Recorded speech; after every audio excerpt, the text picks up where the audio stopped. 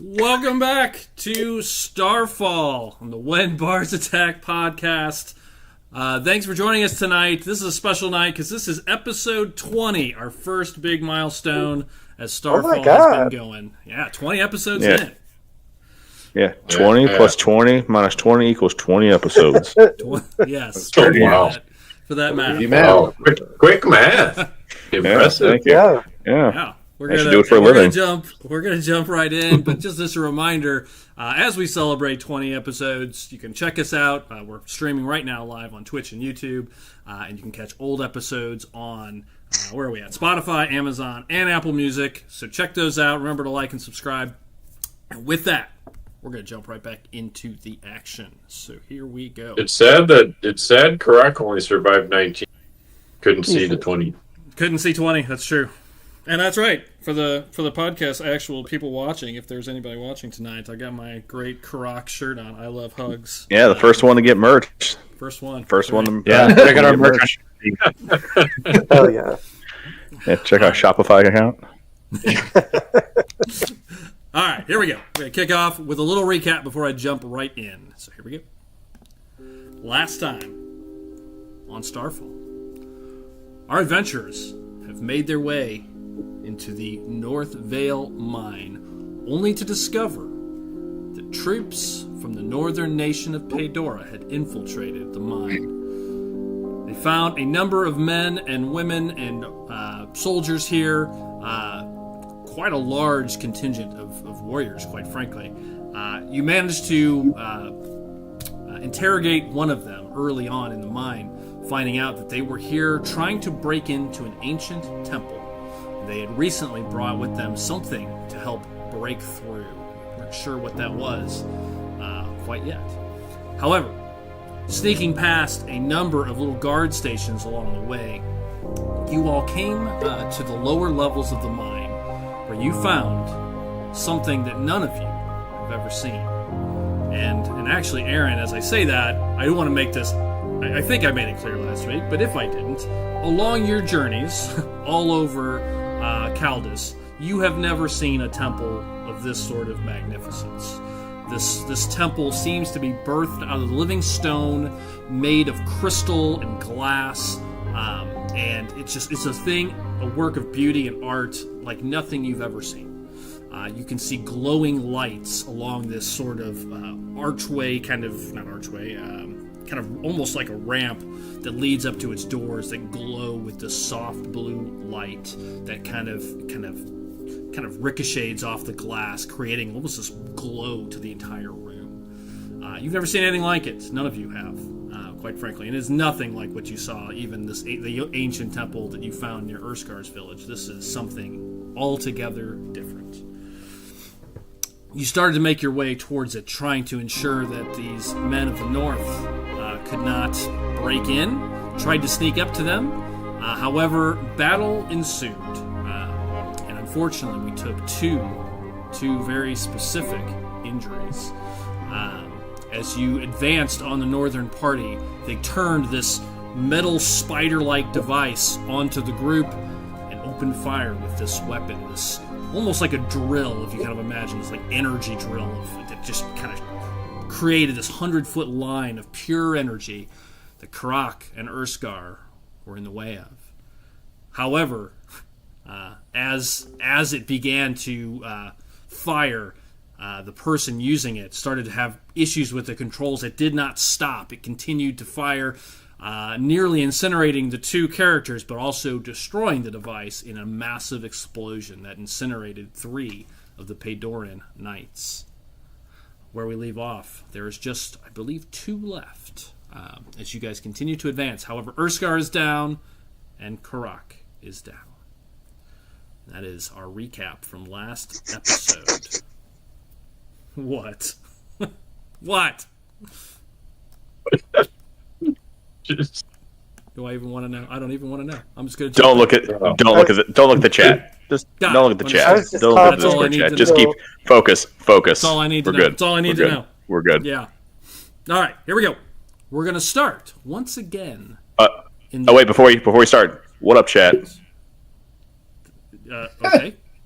Thank you. All right. Here we go. As we pick things back up, we do not start in the mine. Once again, for our viewers, we look back into history just a little bit. We see a large, open room. Rows and rows now of seats, almost like pews,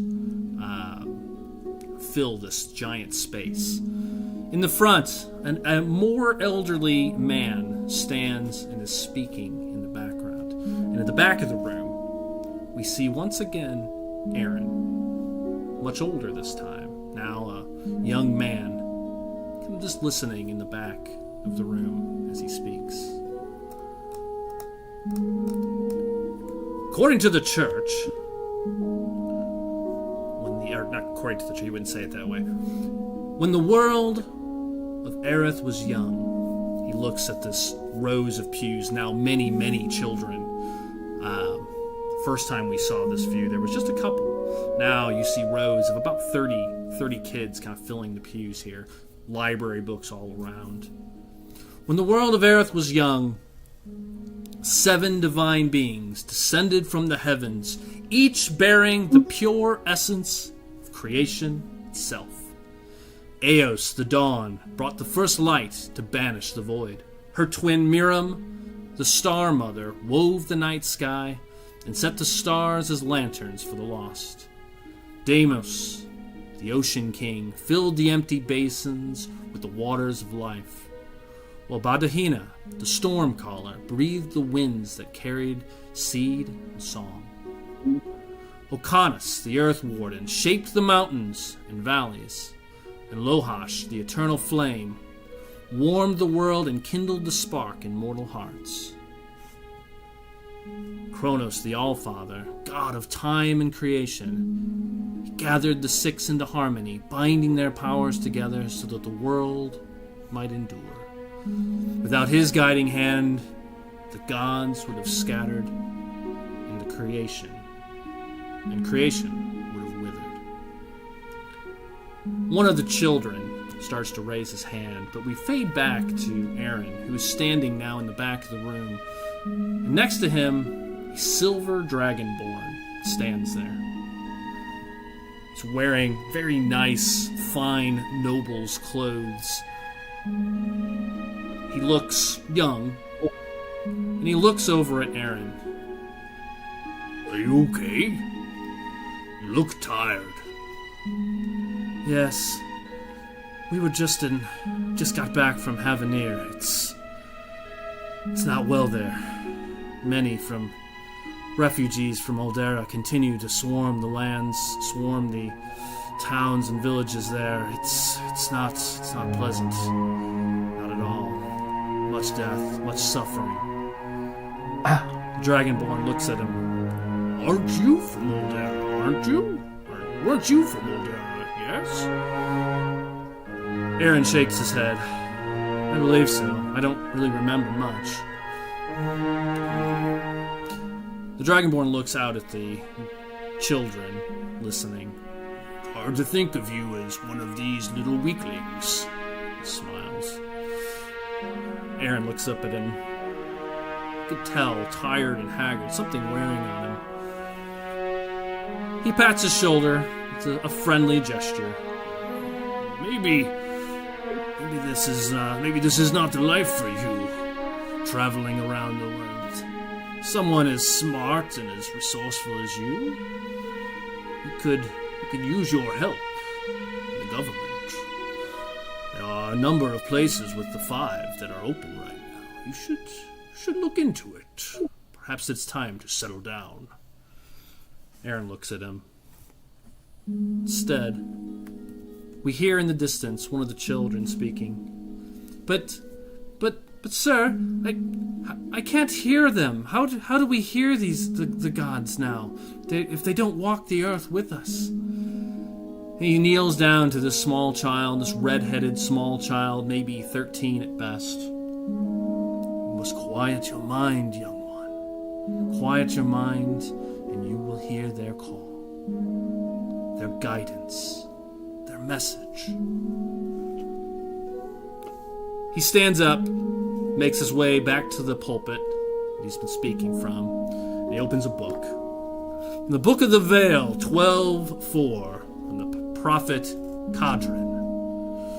And in the day of radiant victory, the 7 poured out the fullness of their light, binding the devourer in chains not forged by mortal hands.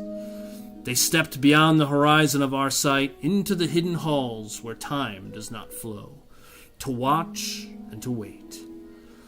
Though their feet no longer touch the soil of Aerith, their eyes are upon us, and their will holds back the darkness still.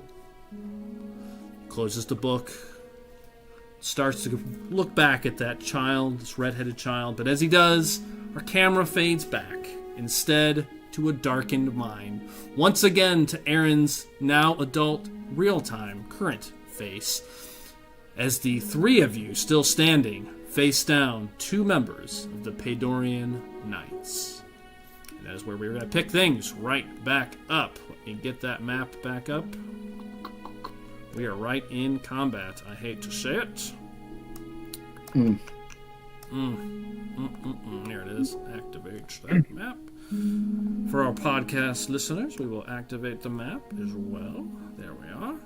And jump out of our history music back to our combat music for the moment. All right, here we go. The encounter. Oh, I forgot to pull the encounter out. Saved. There we are. Resume.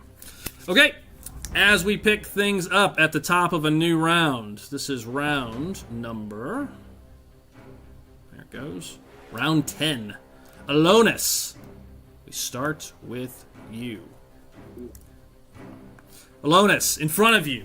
This is to recall what you all see now back in present day. You are about 30, 40 feet away from this giant glass glass crystal bridge that seems to have grown out of the earth. You see these blue soft lights. The explosion just occurred. There's a dwarf still there, kind of commanding one knight who is charged up on you, Alonus.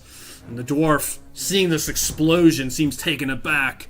Oh, damn it, this stuff never works.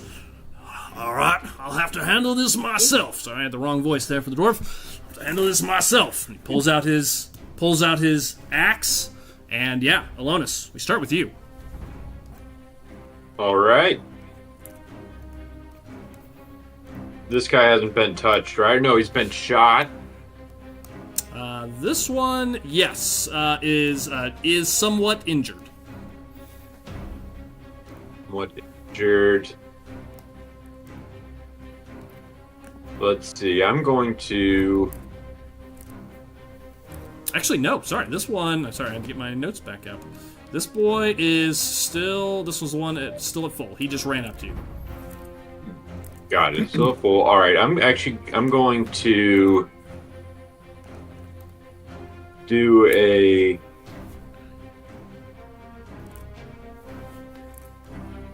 going to hit him with my rapier. Yep. And then you've got Urskar and Karak down, as you can see. This line of energy that cut through them. The two of them are laying there, appear to be unconscious and dying. Great. I mean, not great, but I'm going to hit him with my rapier. Okay. Attempt 2. Okay, start with that. Oh, here we go. Natural 1. Oh, speaking of natural 1, Joel, I was listening to a podcast recently, the one I listened to, and this guy had rolled probably 6 perception rolls, all of them under 5, with real dice, mind you, as well. I was like, wow, that sounds familiar, and I mean 2 of them were 0. Because he had a -1 or -2. I was like, these are... It's like, Joel, these are making Joel's look good. Kevin, you whip over the top of him. He ducks underneath it. Yes, and I'm going to then, using... gonna miss him as if he's running to me. Kind of like, actually, turn this into an almost purposeful miss, where I run towards him as he's running towards me, and just slide down below him, attempting to kind of slash at him, and miss, and keep going. Yep, to his other side, pretty much. To his other side, and then move to Karak. Okay. I still can't move myself ever. I don't know why. It's paused. I unpaused it. Sorry. Okay. Well, that unfortunately doesn't help me any. I don't know why. Trouble touching yourself? Yeah, I can't move my icon guy at all. Oh, there we go. Now I can move it all of a sudden. All right. Makes no sense. All right. And so slide past him, hop up onto my feet, run over to Karak. Okay. He is going to take a attack opportunity. And with my mobile, I don't believe he can. Take a look real quick. I gotta grab my dice.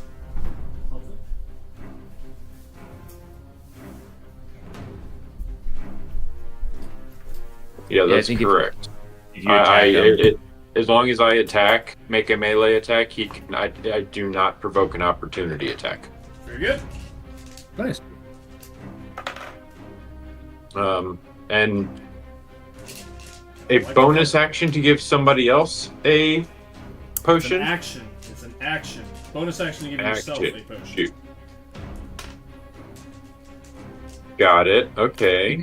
You have healing word. However, I do have a bonus action I can use here. Cast healing word on Karak. Okay. There it is. It's this magic from Lady Thistle kind of comes out from you. What does healing word look like for you? Just for a little color.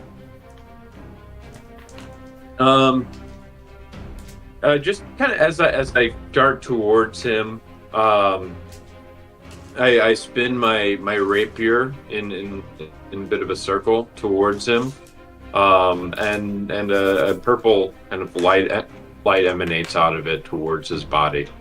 Okay. That just washes over him. Okay. Go ahead and give me that healing word roll.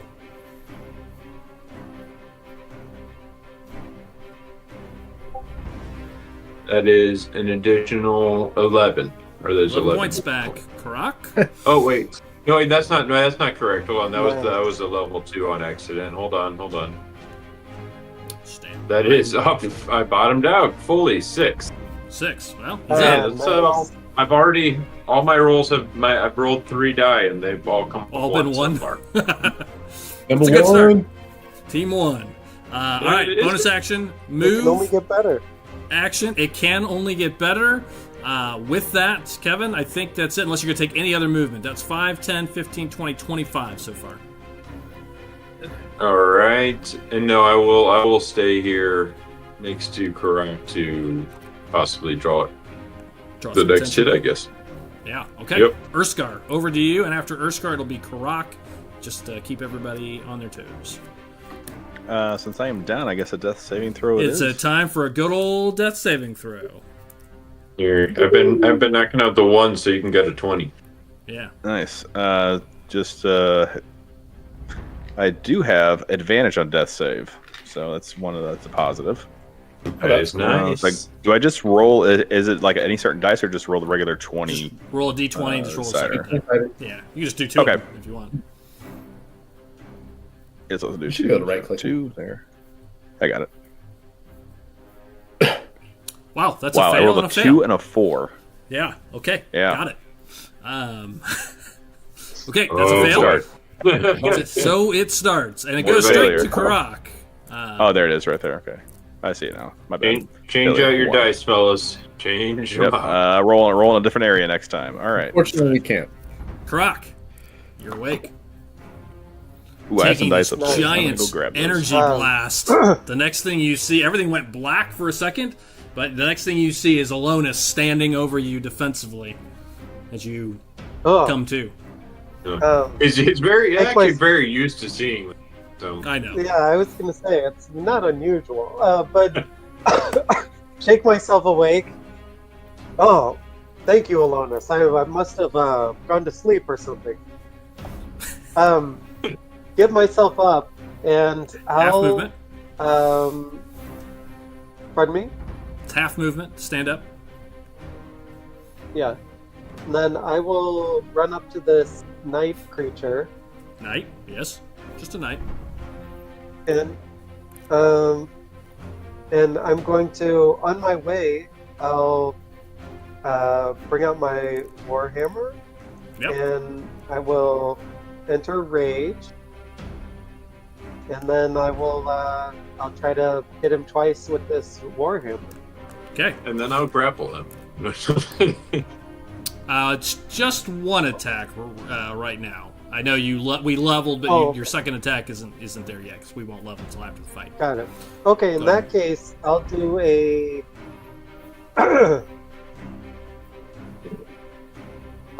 No, I'll still try to hit him up. Reckless attack. Bring it down. No, none of that. Oh God. Oh. I got a 14. 14 on this guy is actually a hit. These archers had a little bit lower armor. Wow, that's. Oh wait, this is crazy. one of the knights. God, my notes are all. This encounter got all wonky when I reset it. Yeah, that's a hit. This is one of the. Okay. Yeah, we're good. For I think I For screwed up everything. 8 but it's points. fine. 8 points. Got it. I think I mixed up the two stats, but I'm going to keep moving. and then so I have a push ability on my warhammer to Yeah. push a creature up to 10 feet straight away. 10 feet, you say. Correct. Well, 10 feet would be off the side. Oh, Oh, nice. So it's a baseball swing. You just, and as you do, as it hits him, he just stumbles back, and you hear kind of the Wilhelm scream as he disappears into the darkness. Nice. All right. And I think that's the end of my turn. Yeah, I think so. Willywa, over to you. Aaron, you'll be next.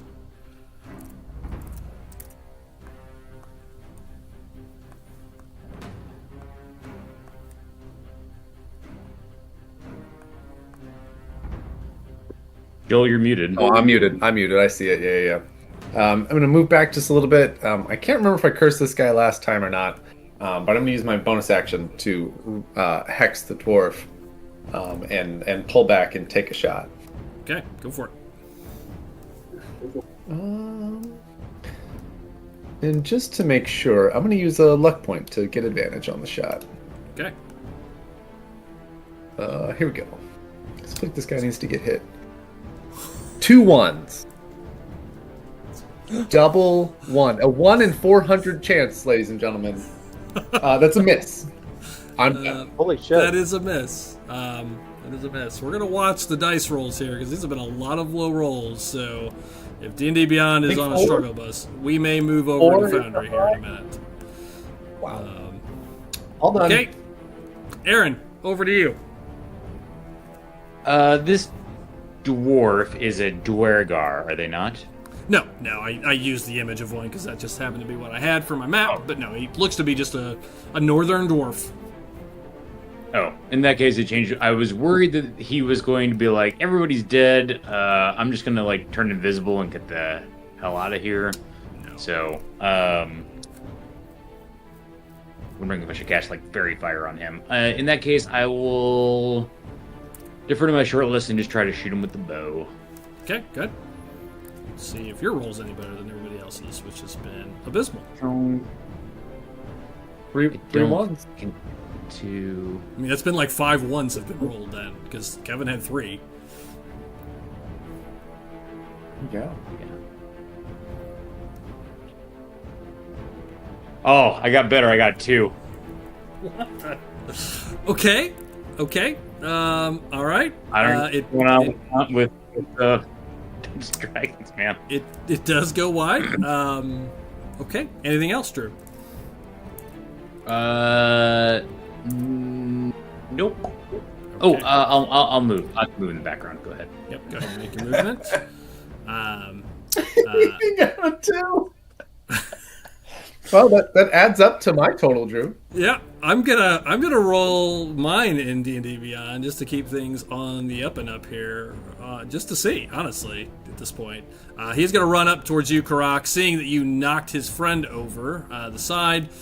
You see him take out his axe, and he is going to take a swing at you. And I'm just gonna do it right here. That is a D&D Beyond did a 13 for me. That's an 18 to hit, Karak. Oh, that's gonna hit for sure. Oh, and you reckless as well, right? So I need to actually roll again. You did not. I did not. No. Oh, you did I did not reckless. Okay, got it. Matt, that is going to be 5 points, half to 2. Okay. Oh, wait, you would not be raging anymore because you got knocked off. So 5 points. He said he reactivated his rage. Oh, did you? Sorry. I don't know if you got the points for it. I was. Yes. I missed it. My fault. Perfectly fine. So 2. The second one. Second swing. That is an 18. Again, same roll twice. Matt, that is 11, half to 5. All right. I crumple like a used sheet. Okay. Two I'm big back swings. down Karak goes right back down. Understood. And that's the end of his round. It goes back over to Alonis. I'll take you down one by one if I have to. This guy's committed. Well, success so far. I mean, Yeah. And he squares up at can't you, say that he's, Alonis. not having You're muted. success. Yeah, and you're muted, Kevin, if you're talking. And he turns at you. Oh. Okay.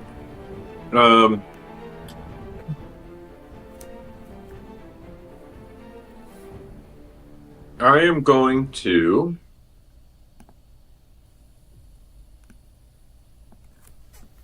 start by using a bardic inspiration. Okay.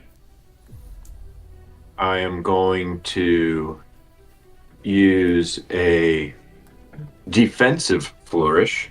Okay. But so move in. Okay. Charge at him. I'll move. Oh yeah. I know you have issues with moving here. Oh, lately. okay. Okay. I There got we you. go. Oh god. I'm stopped. Yeah. Okay, take your swing. Let's see what happens. And so do you add Great a D6 to defenses. your... So how does this work? What does this defensive flourish do? Oh, I add. Link it just to my damage. Joel, Drew, you've done this more than I have. Maybe. Defensive flourish.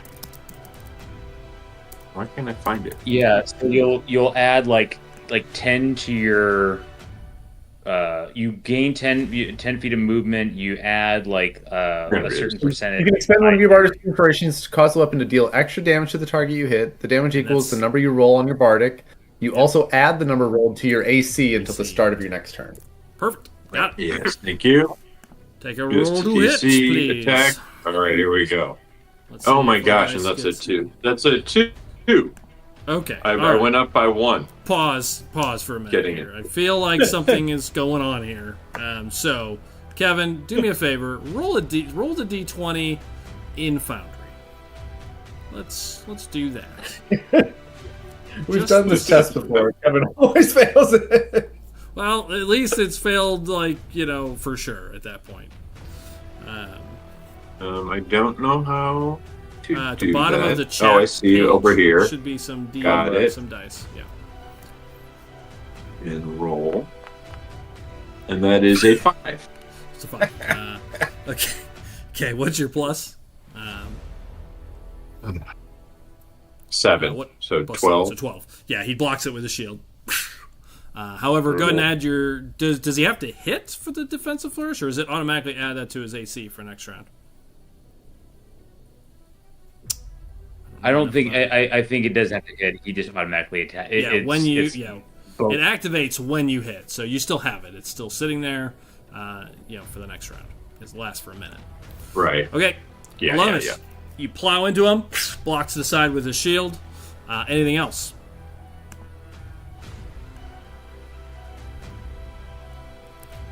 I mean, I don't want to roll dice anymore. I hear that. Like, I guess, yeah, you know what? Do I get to use the... I'm going to add Armor of Agathis. Can I Okay. do that with my new level of spells? No, because we have not technically Or no. leveled yet. Yeah, until this fight is over. Got it. Okay. Got it. Okay. Well, I'm still doing it at level 1. So Got it. The sheen Go. of ice reappears. Understood. Okay. Urskar, over to you. where am I able to do that? The Bardic thing didn't go off, but is that still my bonus? Yeah, I you didn't use actually. it? You didn't use it. Yeah, you didn't use it. So, yeah, you're good. Okay. Yeah, it's not like a regular bardic inspiration. Jay, sorry, bud. Let's. No, just we got this. All right, just real quick before I get into this, reach out once again. Chat, put in the chat. Who do you think's going to die first, me or Karak? Throw it out there and let us know. Right now, my money's I on know who's Urskar. in chat right now. If they put me, we're gonna have issues. All right, where am I at here? 2 d20. Death save. Let's hope one of them is a 20. There's it is. Better. It is a success. 17. Okay. Yeah. Success. All right. With that, we carry on over to Karak. I need a death save, followed by Willywa. Nat All right, 20. here we go.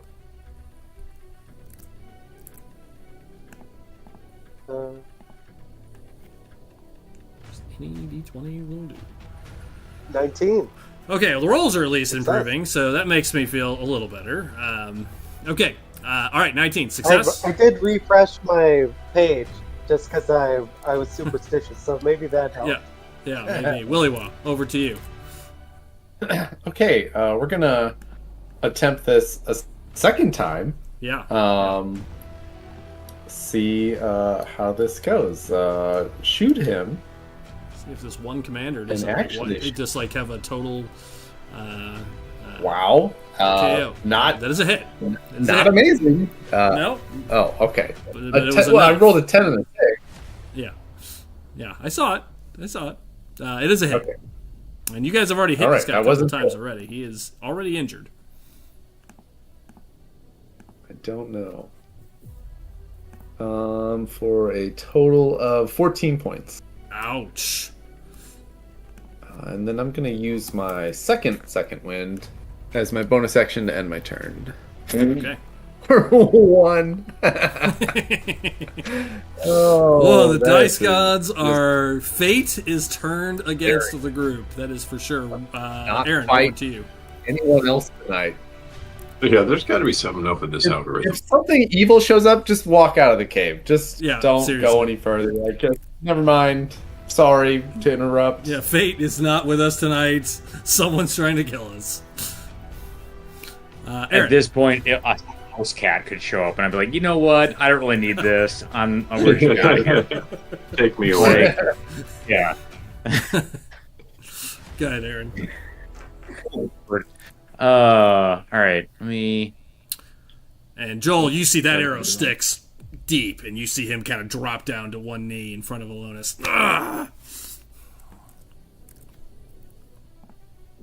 Let's try something a little bit different here. Let's see if we can put this person to sleep.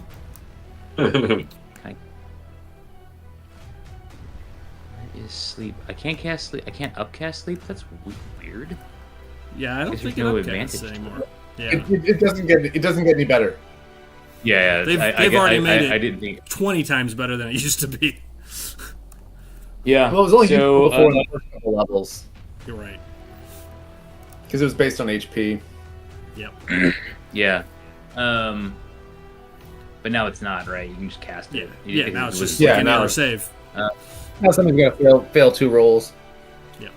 He's Gotcha. bleeding pretty heavily. Cool. Yep.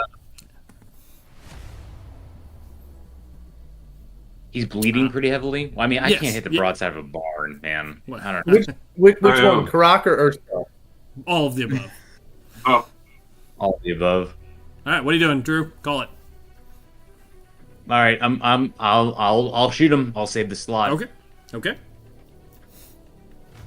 good. Ball. Got this. I got a 19. Yes. 19's a hit. Oh my gosh. I noticed it was Or another 8. 10. I mean, we haven't seen a roll above Yeah, right? 10, I don't think. Thank you. Except I for, was except for gonna Matt. say that. I was like 10 for is our Matt. high roll for the night. No, there's a 19, 1. How much was the total damage, Drew? 10? No, sorry. 10 8 points. 8 points, sorry. 10 in my head there. Eight. Another arrow sticks in him. You see him drop down again for a moment, Alonis, but still up. Aaron, anything else? Wait, this guy's a fighter, isn't he? Yeah. Don't know. Well, you don't know. Some sort of I fighter. Like, yeah, I probably should have. I don't think he's used his second wind, so I probably should have put him to sleep. Oh well, we are where we are. No more. I've already moved, so no more actions. okay. Turnover. Alonis, he comes swinging in at you, continues to... Yep, I'm aware. Taunt him. Okay. That is a hit and a miss. That's a 7 total on the second one. First one was 21. Comes down. He's taking some cold damage, I believe, yeah? Oh yeah, 5 points. Well, See, let's see how many he does to me first. Yeah, brine and ice just crashes against him. Kevin, that is 3 plus 4, 7 points on the one hit. Okay. He is done. And he and you takes see- 5 points of cold damage.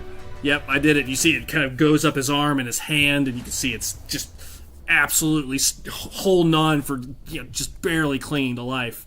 And that's his go. Stare at him right in the eyes. And it's your turn. Top of the round, Alonis. All right. Ugh, damn it. Wizardry. Knowing I've got 2 other people that can pluck these 2 with arrows, run, accept a possible attack from him, opportunity attack, run to Urskar, use my action to run to him, slide down on the ground in front of him, pull out a healing potion, pour it into his mouth. Standard healing potion. Yes, sir. 9 points back. Jay? Oh, good roll. That was a good roll. And with that, Jay, it's over to you. Does he take a... Not that I want this to happen, Doug, but does he take an attack of yes. opportunity on me? I got sidetracked there. That is a 13. Miss, I think. He misses. Yep, yes, sir. You duck underneath it. can maybe roll past and then slide over to Urskar. Urskar, over to you. And thank you for the reminder. Okay. I am up. Yeah, half movement to stand. Yep. You're right, Urskar. I am saving everybody. As I wipe my bloody face off as he says that. Yeah. Stand up, get my wits about me. From what I can tell on the map, it looks like there's a guy. He's Lotus is there. Is the guy like about 30 feet in front of me? He's about 15 feet 15 away. feet? Yeah. Yep. I think you can just get there with your movement if you want to get there. Yep. I say, yell, thanks, Lonus, and then scream. Okay. And turn on rage as I get there. Okay. Running attack and spear the living F out of this guy. I would say if you hit him, he's not going to make it through the night, most likely. Okay. But Trident with the way rolls have gone, I'm going to put that the way things have gone. I will also reckless. I will reckless attack. Love it. To get advantage. Yeah. And a go.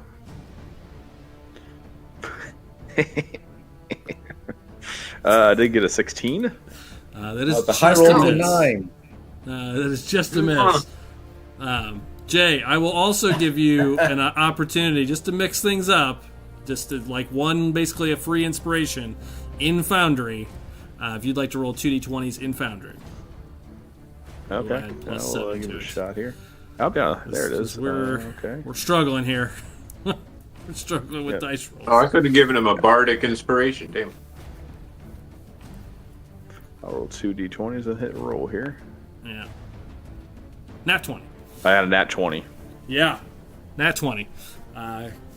That's your free inspiration. So I gave one to Kevin and one to Jay so far. Everybody will get one tonight in Foundry if these rolls keep going this way.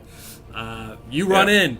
He's not paying attention to you. He swings kind of over Alonis as he's coming back up, still injured heavily. You just, as he comes up, the spear, the trident just sticks right into his gut.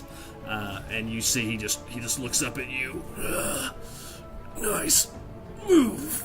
And just stare at his face. Stare into his face as he says that.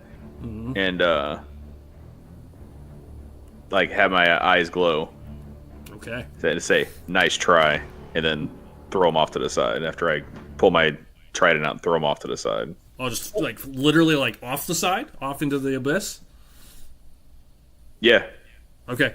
Kick him off. No, he's got good stuff on him. Come on. You hear a it's off the side. Oh, I didn't realize it. Yeah, no, get him. No, take him off the side.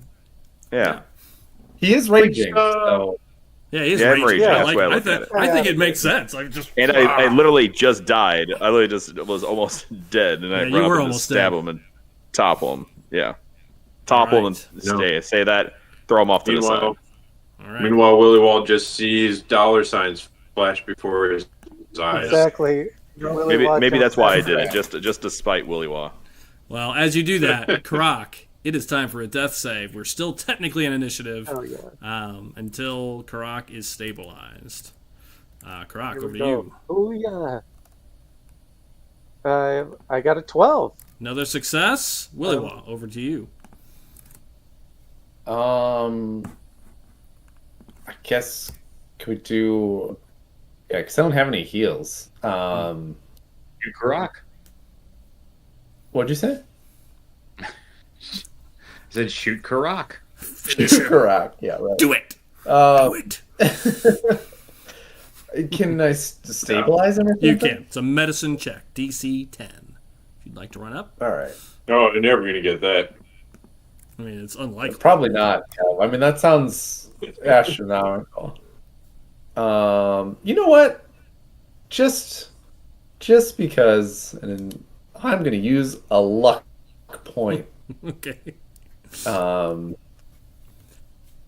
Okay, so just say D20 deaths. I just want to make sure it wasn't. I'm going to use my last luck point to roll this at advantage. Okay. Nat 20. It's a nat 20. With 6. Note the 6. Yeah, the 6 was the first roll. The lock I was the nat understand. 20. Yeah. Yeah. You stabilize him, and because it's a nat 20, I'm going to do a little special. You wake him up as well with 1 hit point. So you quickly heal this slash that he was bleeding out from, and as he does, he's kind of comes to quickly. Yeah, give him a little tickle at the end that wakes A him little up. tickle at the end. Right. Wait, so what that is my brings hit us points at? 1. Big, Nice. tasty 1. All right, that takes us out of Just a initiative. nice little tickle. Yeah. Leaving the area itself quiet once again. On this glass crystal bridge, this device lays in pieces. The three people that were standing next to it were incinerated. There is no sign of them. Their stuff, persons, just completely incinerated by it. Terrible. And yeah, I turn it back to you all. I look down at Karak. Just tap him on his, on his cheek a little bit. Hey, you gonna be okay? I don't know. I think you've taken. The last I remember was the feeling of victory, and then pain. Well, yeah, there's a Familiar lot of pain. that goes hand in hand. You've taken a lot of bumps on the head recently, Karak. We're just gonna sit you up slowly, help him stand up. Yeah, to get just sit up and get my bearings, and then lean on my warhammer and lily watt to kind of get myself to my feet. Thank you. I appreciate it. No problem. I don't know how you're still alive. That thing looked Me like neither. it looked like that thing could have blown a hole in a wild boar. Thank you for protecting me, Karak. You're welcome, Alonis, as always. Your heroism was not unnoticed, though. Thank you for, again, saving my life after I saved your life. Yes, exactly. I'm grateful for all of the damage that you absorbed. We make a good team, in a way. Much We to my can benefit, coordinate I a little bit. appreciate it. And we no longer need to be moving on the map. You guys can move around freely. You don't need to use any movements or anything like that. So we're out of combat. You pick him up, have this quick exchange. And yeah, this is what you see. You're on this land bridge, and directly ahead of you is this crystal-looking like road almost, lit by these soft glowing lights. And in the middle, if you recall, there is an obelisk right at the end of this bridge, about 5-10 feet into it, and then it goes on about 50 feet, and you see this huge double door made out of crystal, and above it is a glowing rune, what looks like a giant, almost like a gem, and it glows with this purple light, quietly just humming away.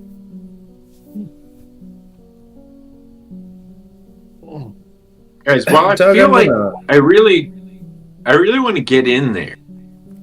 However, we don't know what's behind that door, and I don't know if we're in a good place physically, emotionally either, to go in just yet. But let's investigate though. Aaron, you're absolutely right, Alona. Well, as you got closer, Drew, as you were moving up, as they're having this exchange, you hear this woman's voice once more that you've heard a few times as you were getting closer and closer, Aaron. And you hear, "The earth burns cold, and the stars cry in the dark."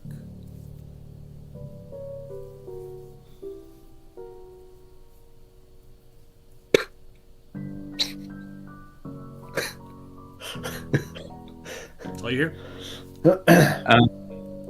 You do recall that not that far away, just keep this in mind as far as time and space, up in the mines, now it's a little ways away, and with the water and stuff, probably didn't hear any of this by any means, but there is still another dozen, knights probably, in the upper chamber. I'm sure they heard that explosion. Don't know. You traveled pretty far down in, and they were all pretty much stationed right around the waterfall. They may or may not have heard. You don't know. You may have limited time. You may have a little time. You don't know what their check-in process is, like after so long, if no one returns, like does that raise a flag? Et cetera, et cetera. Gotcha. In that case, I'm just going to reach into the bag and look for the stone that has Miram's symbol on it. Yeah. And start making my way towards, and kind of hold it out and have it and start moving towards the door. Okay. All right, you start making your way up onto the bridge. What are the rest of you doing? While Aaron you see him kind of fumbling through this bag, pulls out one of these 6 discs, starts making his way. Investigate the obelisk. Okay. You walk up to the obelisk itself. Aaron, you just kind of move past it.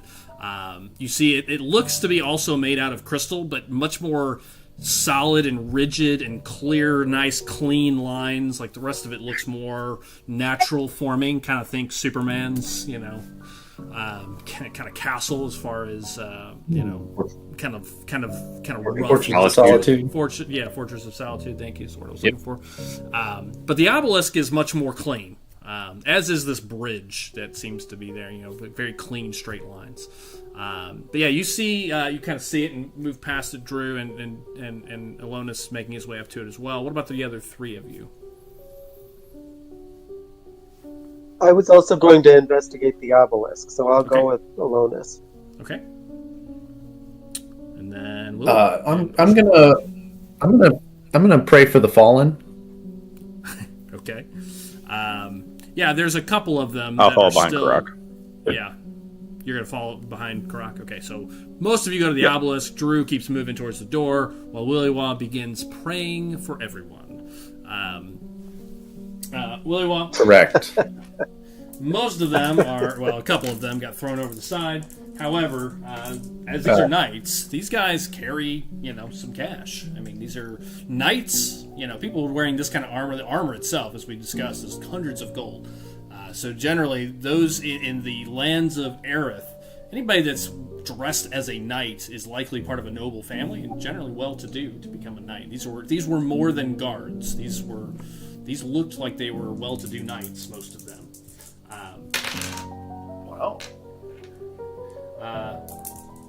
3 rolls. 220 gold between all of them. I know that's not what you actually wanted to know, is how much gold they had on them. I do need you to roll a d20 for me. It's a good question.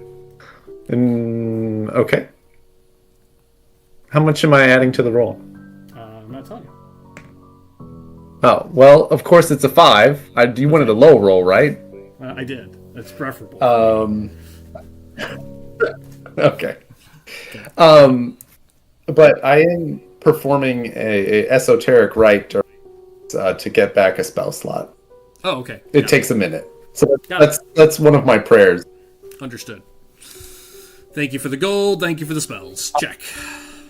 All right. The other 3 of you make it up to the obelisk. Drew kind of moves past it. Drew, you missed something as you're kind of focused on the door, kind of looking at it. The disc isn't doing anything. The door doesn't seem to be reacting as you move towards it. However, Alonis, Karak, and Urskar, as you make it up to the obelisk, as you start to inspect it, and you look at the far side, kind of facing the door, so you kind of have to turn around, right? So you walk past it, kind of looking at it from all directions. On this far side, or the side facing the door itself, you see the symbol of Miram, and underneath it are 6 holes. 6 slots in a perfect circle. Almost, in a perfect round circle. And above it, you see the symbol of Miram, which is a half moon, a crescent moon. And her you can see sort of in Elvish, her name. It's kind of like ingrained with the name, like written over top of the symbol, kind of etched into the top of it. Below that, and that's at the very top, below that, you see a round circle, looks like a globe, okay? And it glows softly, kind of this orangish, whitish light, ever so softly. Beneath that is a circle, an apparatus with 6 slots in it. In the middle of it is another globe. So I want to be clear on what this looks like. You have her name. You have a soft glowing light, let's call it. Underneath it is an apparatus with 6 open slots, and in the middle of those open slots is another orb, almost like a cutout of pure crystal that is in the middle of it. So imagine a rotary dial with the middle being sort of a protrusion with 6 holes on either side, sort of a 12, 1, 2, 4, 5, and 6 kind of deal. And there's a moon next to Miriam's name. Yeah, and you recognize that's in the church. That's her general symbol. That's just her symbol. Yeah, got it. Etched in with her name. Hey, Aaron.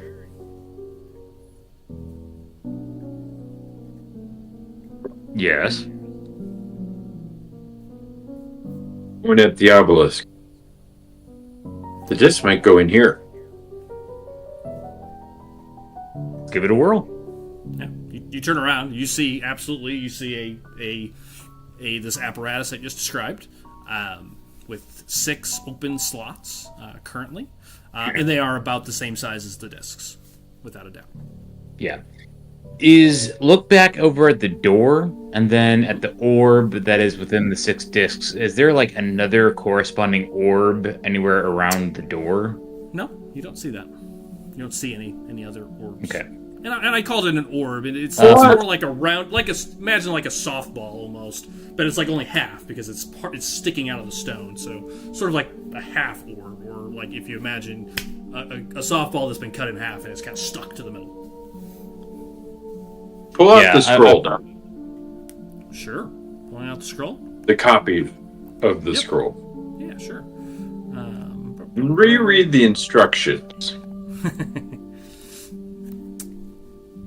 I am going to drop it back into Discord.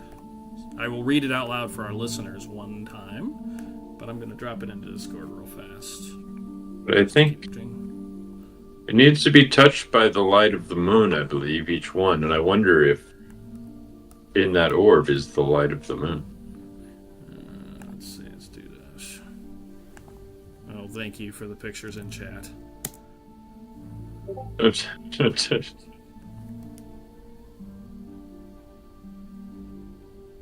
There it is. That is the writings that you found, and while you're rereading it, I will read it for our podcast listeners.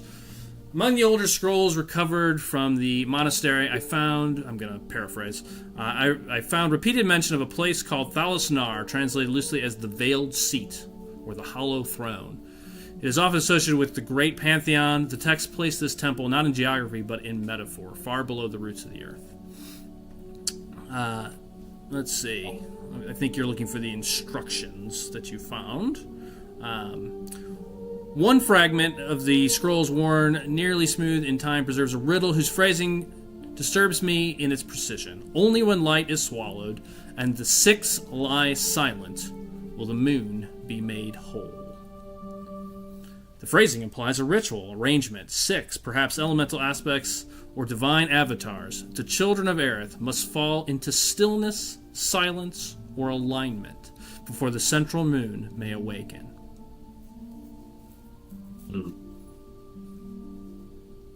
The central moon being in the center of the rotary would be my thought. Okay.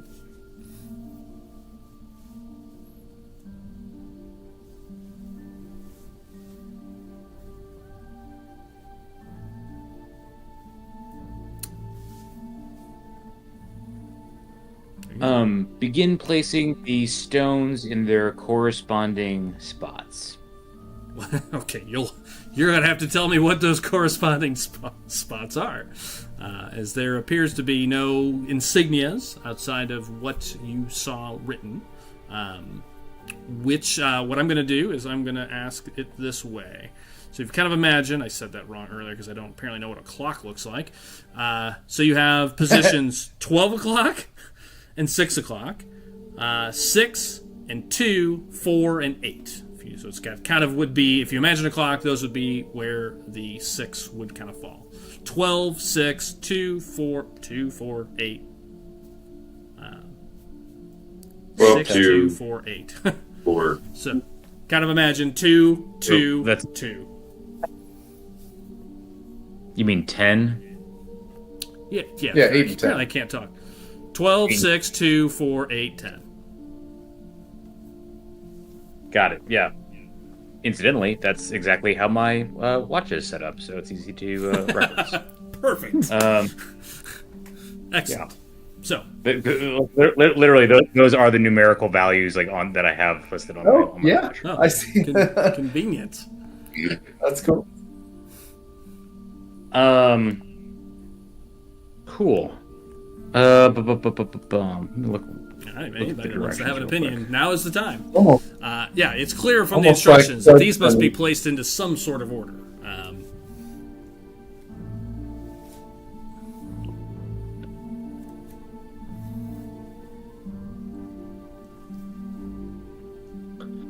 So do they have a camp or anything here? There was a little camp up on that upper ledge, if you recall, on the far side of the little land bridge that crossed the chasm. There was 2 or 3 tents up there as well. I'm gonna go make sure there's nobody up there. Okay, got it. All right. So you will not add any opinions to the order, Or investigate the campsite. Yeah, investigate. Understood. So, Doug, there are 7 stones that I have, correct? You have 6 stones. 6 stones. Okay, and the One gods for they each of they represent the 6 gods, the 6 children of the gods that specifically, and that's why I read the gospel verse at the start here. I know, right? Convenient. Eos, I'm light. Eos was the dawn Light. or the light. Miram, the star mother, and darkness, and dreams and whatnot. Deimos, the ocean king, water of life. Bendahina, wind and air. Ocanus, the earth warden, and Lohash, the eternal flame.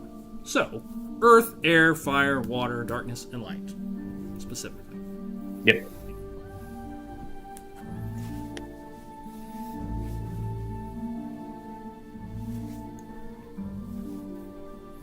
Earth, air, what? Darkness, earth, air, water. Earth, air, fire, water, darkness, and light. Yeah. Well, do we want to do starting at noon? Do we want to do them in the order that they were born and they go around, or do we want to kind of assume that the opposites are going to be on each side? So, earth, air, fire, water, darkness, and light, or whatever. I like the birth order Joel idea. walked away, so Joel has to keep his mouth shut at least for a couple minutes.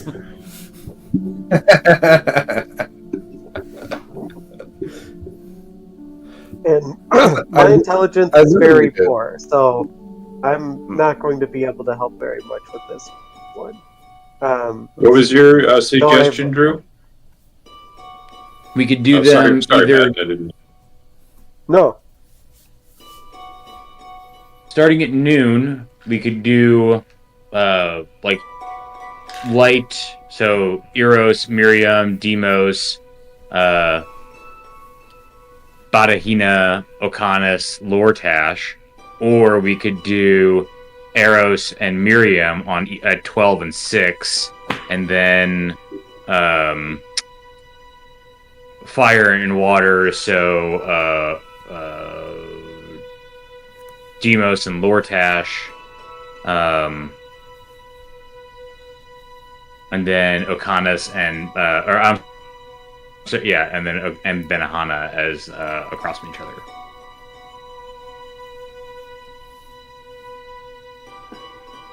I think either strategy would work at this point. As in to say, we don't have. We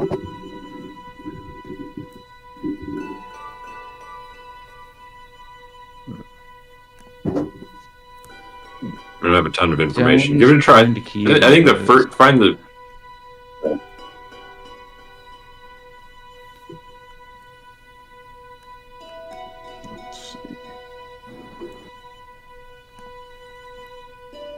Stillness, silence, or alignment. Yeah, let's see.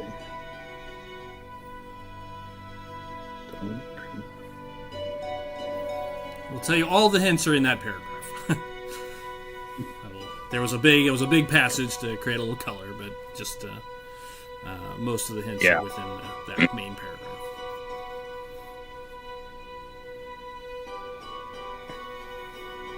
Nice one. 6 lies silent. Will moon be made whole? The phrasing plays ritual. 6.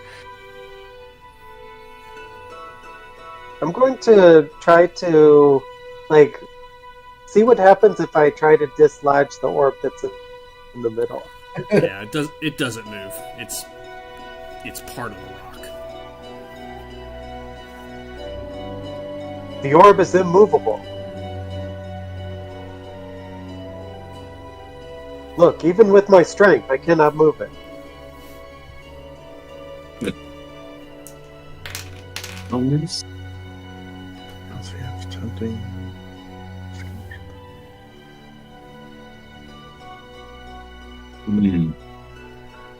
Let's see.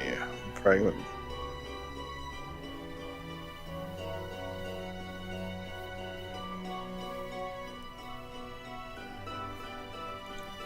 Joel, you make it up to the camp. There's no one else up there. This was it's been totally, there's no one in any of the tents. There are 2 more bodies up there, these are not knights. These were some of the archers. They were not knights. Some sort of. Oh, right. Yeah, there were 2 up there. Yeah, there were some sort of possible the way they're dressed looked like they may have been more like scouts. Or, kind of foot soldiers. Might have actually been soldiers of some sort. Definitely not dressed in full plate mail or what have you.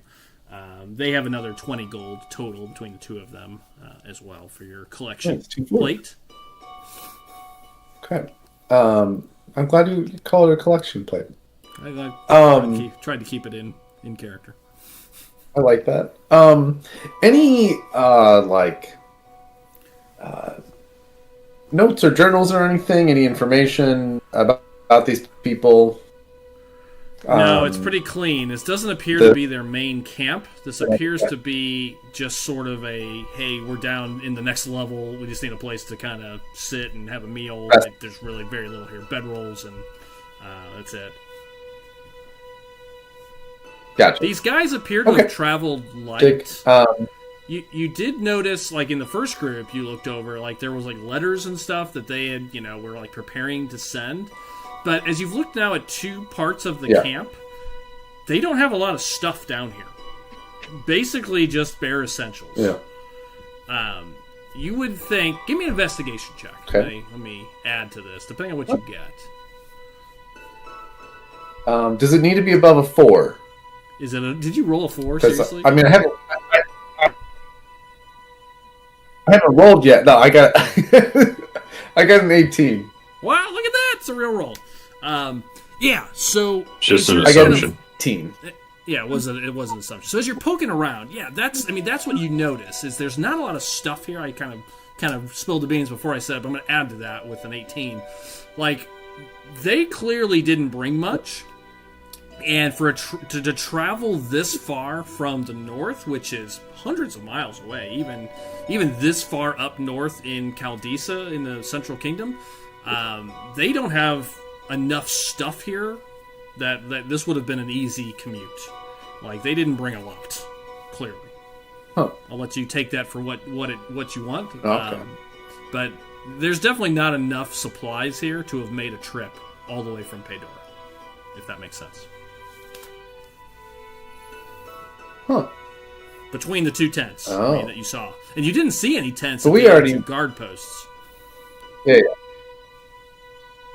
No. Huh. Yeah, I guess. Yeah, their main camp is somewhere else, or they were just getting supplied by the town Yeah, I mayor think you guy. can. Yeah, I think that's Yeah. the assumption I wanted you to make without me saying it blatantly. Yeah, either they have another camp or someone is supplying them locally. Yeah. Okay. What could that be? Well, you guys have suspicions on that at this point, but I mean, not suspicions. They pretty much said it that the mayor was keeping guards away. I mean, the guy you interrogated all but said that. He did not say he ever saw him. Yeah. So it wasn't. If it was somebody, it wasn't him direct. It would have been one of his people. If they were sneaking stuff down here to them, or Yeah. It wouldn't have been him himself. He would have sent somebody else to do it, I guess. yeah, Or drop stuff off like outside the mine and left it there. right. Or there's another camp. Huh. I think you can make either of those assumptions based on what you find. Yeah. Right. Yeah. All right. While he's Doug, doing can that, you we don't know where describe the else- obelisk? the obelisk has her name. Doug, can you describe the obelisk to me? I understand the yeah. Sure.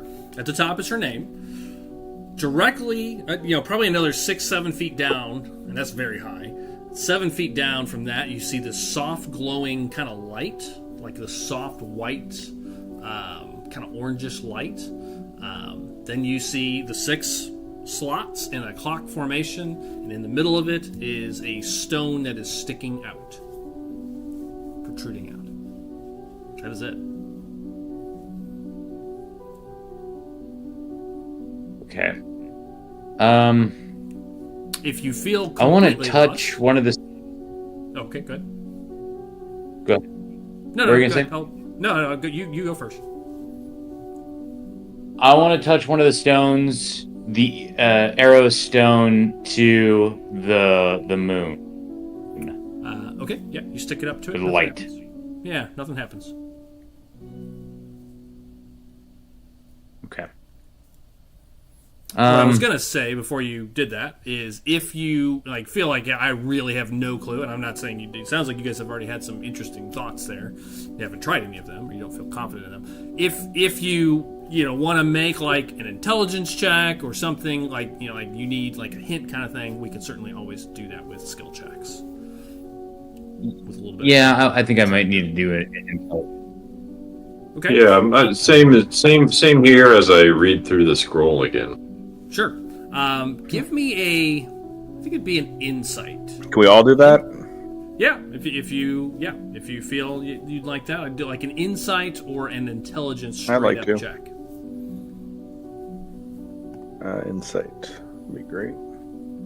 Oh yeah, never getting above 8s. Just doesn't happen anymore. Jesus. Well, Aaron is. Well, that's good. I got no I got it. Okay. Yeah. Whopping 5. Okay, so Aaron, as you're reading through it, the three of you kind of looking over each other's shoulders, looking at these notes, looking at the stones. Yeah, I think the key word for you, and you said it out loud, so I'm gonna kind of hone in on it a little bit, is the word stillness.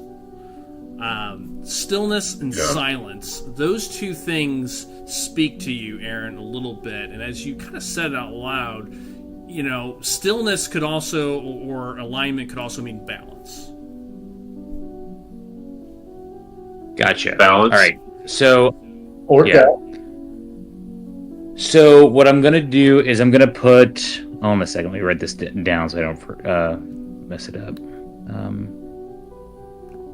Apparently, I messed so that'd be when I get Feel free.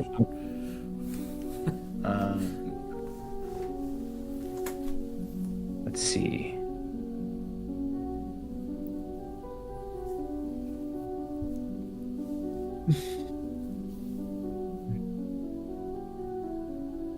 Arrows.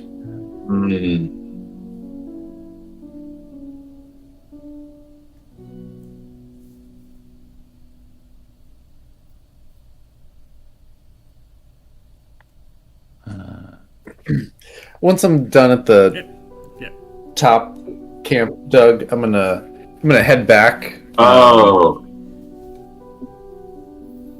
Okay. You're back. Okay. I have it. Yeah. What do you got? So in the I'm thinking that I might have the Miram and Eros wrong. But I'm gonna put Miram at the 12 o'clock spot for midnight. That's Earth. That's Earth. Darkness. Miriam is Miram. darkness. Miram is darkness. Darkness. Oh no! In that case, I'm sorry. No. I'm gonna do Miriam at 6 o'clock. Sorry. Eros at 12. Lortash at 2. Bacanis at 4.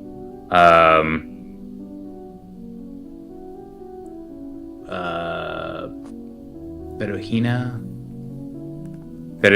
at 10, and then Demos at 8. Okay, so Bedohina at 10. Sorry, I'm writing this down now. Bedohina at 10. Yeah. Okay, who's at 8? Demos. Demos at 8. Okay, who's at 4? 4 will be Lortash. Okay, and then 2. And then no, 2 is Lortash. 4 is Ocanis. I'm sorry. Lortash, Ocanis. Okay, got it. And then 6 o'clock. Miram. And 12 o'clock. Eos. That's all that's left. Eos. Okay. So Eos goes into so light goes up at the top, darkness below it at 6. At 2 o'clock, I have fire. At 8 o'clock, I have Deimos. So across from it, you have fire across from water, and then beneath it, you have earth across from air. Does that sound right? That's what my notes, I think, say. That sounds right. Okay. You start to put them all in. Nothing happens as you slide the first one in or the second one in. You see nothing reacting or doing anything like confirming. And this is right when you walk up, Willy Wall, you start to see, start sliding slots in. As the sixth What's one, up with this door? he says as Aaron puts in the last slot. As you do, as the last slot goes in, a couple of things happen. The light, this glowing light, kind of between the name and the apparatus, glows brighter.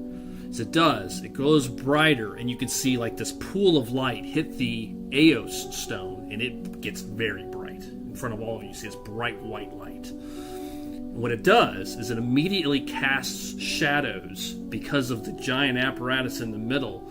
The darkness stone does not get touched by the light, creating basically an eclipse over it. Fire meets water, earth meets air. As each of those, as this darkness slot kind of fills, you see both of them glow, the other 4 begin to glow. And as all 4 of them do, you see, right behind you, you hear sort of a whoosh of sound. And you see the purple gem kind of turn silent, just kind of fades. And then you hear the sound of 2 doors moving. And it is the correct sequence as the 2 doors start to split in the middle. Nicely done. Good call. And yes, it had to create an eclipse within it. And then the others. Yeah, I was going to say, I was. The order didn't matter. except for they always had to be in balance, but those two had to be in those spots in order to work. You had to create the eclipse, which I believe... Well done, Aaron. How did you figure it out? I was guided by Miriam's grace.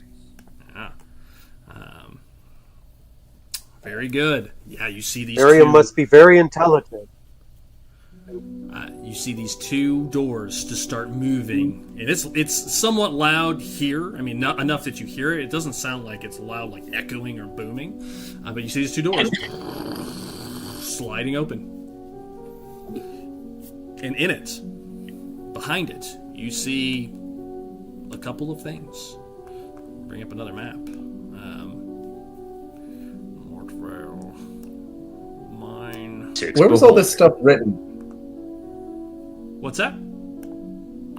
Where was all this stuff written? On that scroll? Written In the down. scroll? Yeah, so Kevin it's on kept a a copy scroll. of that scroll you stole from the church. You gave the scroll to Red Jenny, but he kept a copy of all the words. He jotted down the instructions. Good thing. Gotcha. I see. So I think it's something Aaron had on his person. Yeah, it was something Kevin had on his person. He pulled it back out. Or Kevin had his person. Yeah, good thought of keeping that, because I was not going to re-give those hints, and I put it into an AI chat to see how many combinations there could be, and it was like 700. I was like, this is not a guessing game that will go well. And yes, bad things would have happened with the wrong guesses for certain. So, a couple of attempts maybe, but yes, I thought that was quite. It was good job, Drew. All right, I'm gonna activate the next map real quick. I'm gonna put you in the room, but you're not there, just so you can kind of see the map a little bit for frame of reference. While these doors, yeah, they're just opening up. I'm gonna go around to everybody. Those guys were Paydoran, right? Yep. Oh, here you go. Those Paydorans were kind of make a final offering. Hand each one of them 50 gold. Okay. Oh. Thanks, Willie Wall. Oh, don't thank me. The gods provide. Yes, they do. And Doug, we Yes, have they do. officially leveled up at this point. Yes, you now have officially leveled up to level 6. As the doors, they're sliding open. And what you see is a temple of majesty and beauty behind these two doors. Across the bridge, you can see the soft glowing lights continue into the chamber, lighting the floor with almost, again, looks like a plane could take off. You see these just lights, these glowing blue lights in every 5-10 feet. You can see them just going deep into this structure from here. You can see from here a hallway made of pure crystal, and inside another door, which is also opening. A second chamber is opening directly in front of that, probably about 50 feet in. You can see a large room from here, like further in, and as those doors are opening, you see this huge statue. Probably you can only see it about probably to its chest. After that, it disappears from your vantage point, so the ceiling must be quite large, at least 15, 20 feet, based on how much of the statue you can see. Wow. And behind it, another set of doors are opening. You see all these doors in a row, just all slowly opening. The ground is made of this crystal, looks like almost marble, and you can see these blue lights just carry forward, leading you in. You see the statue there? In front of the statue, and again, you guys can see this. You can kind of imagine, you can see the statue on the map, but you guys are, again, across the bridge right now, so this is much further away. In front of the statue, you can see something glowing. Looks like a crystal, almost like a glass, dome on a pedestal, maybe? Hard to tell. And there is a figure walking out of the back door. So there's the main door, a middle door, and then a back door. So 3 doors that you can see, the front door, and then 2 other interior doors. And as that back door is opening behind the statue, you see a figure moving towards you all, or towards the statue, basically. It's way well into the room. But it's a single figure. It looks very much like an afeminine figure, no real shape to it, like male or female from here that you can tell. Kind of looks like the Silver Surfer, kind of in look, like just this purely sheen crystal creature that's just moving towards you, and it's wearing a blue, stark blue cape behind it. And you see it's kind of moving towards the statue, and then it just stops in front of the statue.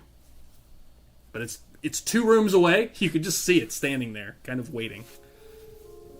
And the doors are now open. Does it know that we're here? It's looking out the front door.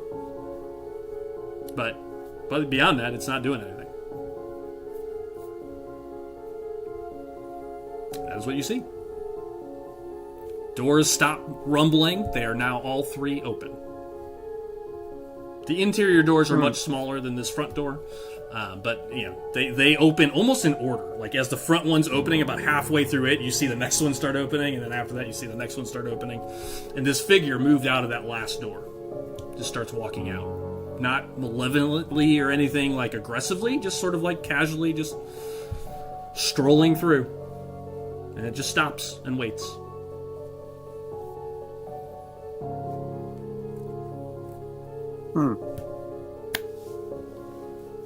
Aaron, who's that? I have no idea. Oh.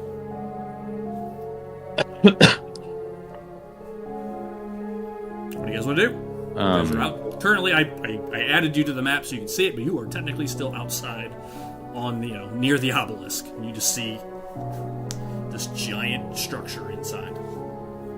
This thing's huge. Move into the structure. Okay. Yeah, start walking in. Okay. Hey, 2 of you start making what? your way in. What's in here? Say out loud. No clue, but bet there's more gold. So, to your point, I will remind you, the other notes in that scroll and kind of a conversation you guys all had is that it is not infrequent that, anything magical usually comes from old and ancient temples. There is no new magic items being created, so it is not unheard of for people to raid old temples looking for magical items, magical weapons in general. And the northern guy you interrogated pretty much said that. He said they were here because this temple was found and they didn't want Caldisa getting what was inside. That was all he knew. Yeah. Nice. And Doug, refresh my memory. You said that like stone or temples to the gods are just not like built like this, like ever. No. Really. Like This- this kind of crystal. Yeah. Yeah, this especially. So, and I'll remind you a couple things, just because it's been a week. As you were approaching, you saw, Kevin, you knew this, you had Detect Magic on at the time. This whole place was glowing with magic, for sure. A. B, as I said at the beginning, Drew, you've never seen anything like this. Anything. Churches are made of stone. Temples are made of stone. This is pure crystal. It looks like it, again, very Superman-y, and maybe influenced my brain one night. It very much looks like it grew right out of the rock. It does not look built. It looks naturally forming, right? But, it's stone, crystal. Now, Kevin, you did also recall that you saw this glowing yellow radiant light coming from it in your Detect Magic, but you also saw these black and red veiny sort of pulsing magic coming underneath it and in the ground and around the walls and the stone as well. Okay, so It Aaron and seemed like, Alonis and it seemed, oh no, go and it seemed like, right, like the golden magic was almost holding back the rest, the like black and maybe you could infer that, and maybe both. And you could also infer that some of the black and red energy that was kind of spiraling into it was creating dead spots in the gold magic, like it was kind of intersecting with it, and kind of pulling some of it out and kind of getting dimmer in spots. And so Alonis and Aaron said they were going to start walking forward, and then Willie, while you asked that question, what's in here? Do you guys stop? Do you guys continue? And what's the rest of you doing?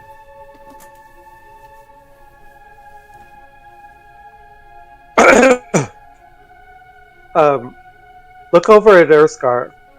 Do you understand any of what's going on right now? Just look at him and just kind of shake my head and just be on high alert in case something happens. This isn't natural. It's definitely unnatural. I saw a person on the other side of the room over there. Yeah, you can all see it. I think my alertness will be in that direction. Just be on the ready. I know we're hurt, but we have to protect everyone.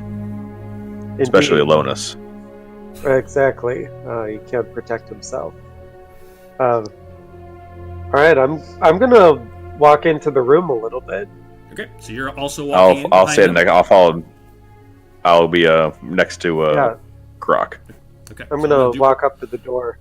Yeah, I'm gonna do order real quick. So you, Alonis, and Aaron kind of start up front. Croc kind of starts behind them. Erskar behind them. Willie, what are you doing as they're walking up? As you ask this question, and they just keep kind of walking towards it.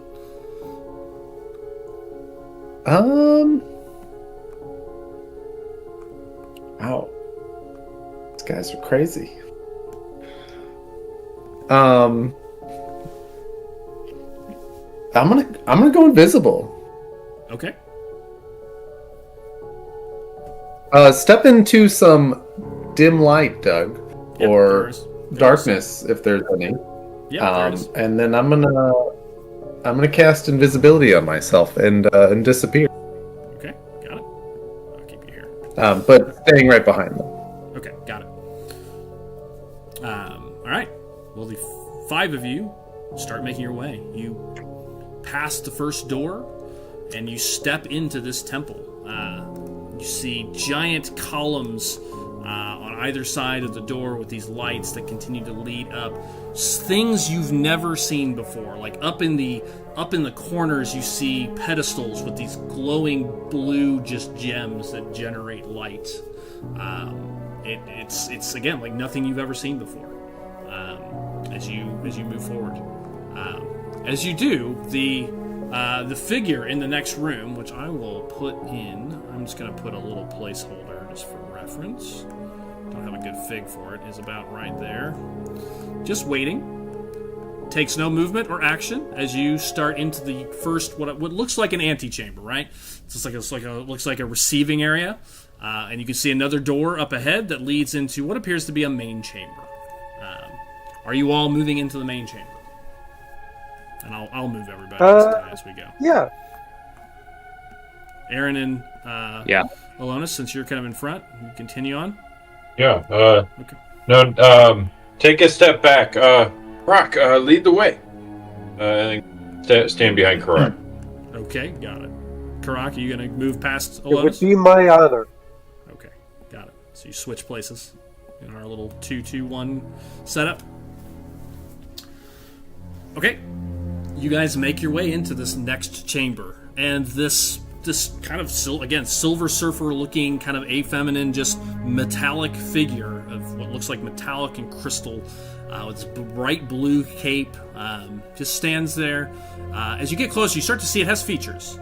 Features, kind of a facial features. It has 2 eyes and clearly a mouth and really no nose. And if it could, it looks like it might be smiling as you approach, like a soft, welcoming smile. And as you cross the threshold, it tilts its head, and you do hear a pretty feminine voice kind of reverberate out from it. The mouth just opens and stays open and speaks. It doesn't move, like the lips don't continue moving as it speaks, so it just kind of opens, and you see this soft yellow light kind of start coming out of it. It looks like a robot. I mean, or in D&D land, it looks like a Warforged, like a very, very good one, like really well made. As you enter, And as you cross kind of mid-threshold, you see a couple things. I do want to color out a few things. Directly ahead of you, in front of the statue, and you see the statue appears to be of Lady Miram, for sure. Aaron, you would recognize that. She stands about 20 feet tall. The ceiling, as you enter this space, is about a 30-foot dome. Above her, yeah, it's huge. Above her is what looks like a planet. You can see an orb and other smaller orbs moving around in circles, like it looks like you're seeing like actual planets and gravity and rotations of planets moving around the ceiling through some sort of construction. And every once in a while, lights kind of reflect off and create like eclipses and lights in different patterns across the ceiling. Directly in front of this giant statue of Lady Miram is this glass case that you can see up ahead. It's sitting on a pedestal, and there is something floating inside of it.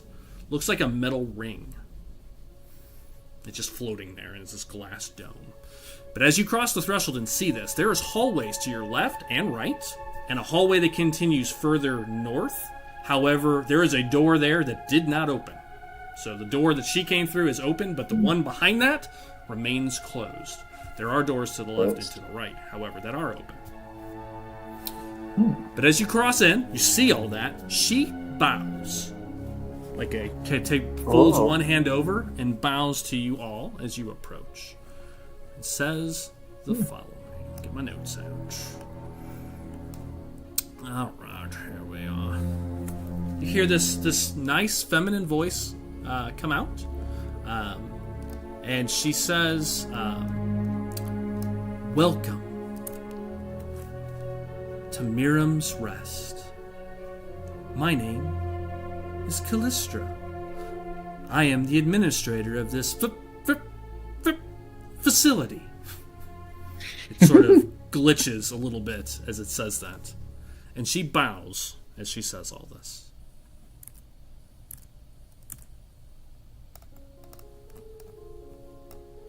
Callista, it is nice to meet you. I'm Karak, and this is Urskar. Are you alive? Alive? Of course I'm alive. Welcome, Karak and Urskar. Bow a little bit. Kind of mildly confused. Do you breathe? I do not, but thank you for asking. You're welcome. This is we're on a mission. This is Alonis. He's spoken of in the book that speaks of the Song of My People. Perhaps you've heard of it. I have not, but thank you again for your question. Oh, you're welcome. She looks at you, Drew, as he's talking. She kind of looks at you, and you get kind of an uncomfortable feeling as she's looking at you. You can see her head tilts to one side, and then to the other. You see like the eye holes sort of like move a little bit, and you see they're just two gems, like two purple-looking gems in her eyes where they are, and they kind of move on either direction, like she's like eyeing you up. And then she speaks in perfect fluent Elvish. Nella gring afin alotora need vera. And you recognize it to say, "May your path be lit with the silver breath of the Star Mother, and your dreams guarded by the quiet of her veil." It's a phrase you've seen in scripture. It's used sort of like in old masses, like long before, like again when the churches were more symbolically tied to specific gods. It's like very much like Catholic Latin, that gets used that would only get used in like a very high level ceremony. Is there a corresponding phrase that goes along with that? Yeah, very much. Yeah. Again, very Catholic-y, sing-songy kind of response. And exactly, that's what I was kind of... I will respond in... and Doug, would the like original like masses from that time, would they have been in Elvish or Celestial? Would have been in Elvish or Celestial. Both would be pretty common. She spoke in Elvish, right, probably because you appear to be Elven. Right. I will respond in Celestial.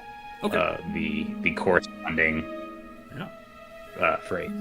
Yeah, you do. And she kind of tilts her head just a little bit, and then bows again with a little bit more of a fainter bow, like as a thank you. It is nice to see. As she looks back at you, she goes, "You seem oddly dressed for a high prophet." And she kind of tilts her head. Cardinal? Still looking at me? Yeah. You were oddly dressed for a. It's almost like a question. She's like, a prophet? And then kind of continues. Or cardinal? Kind of one of those.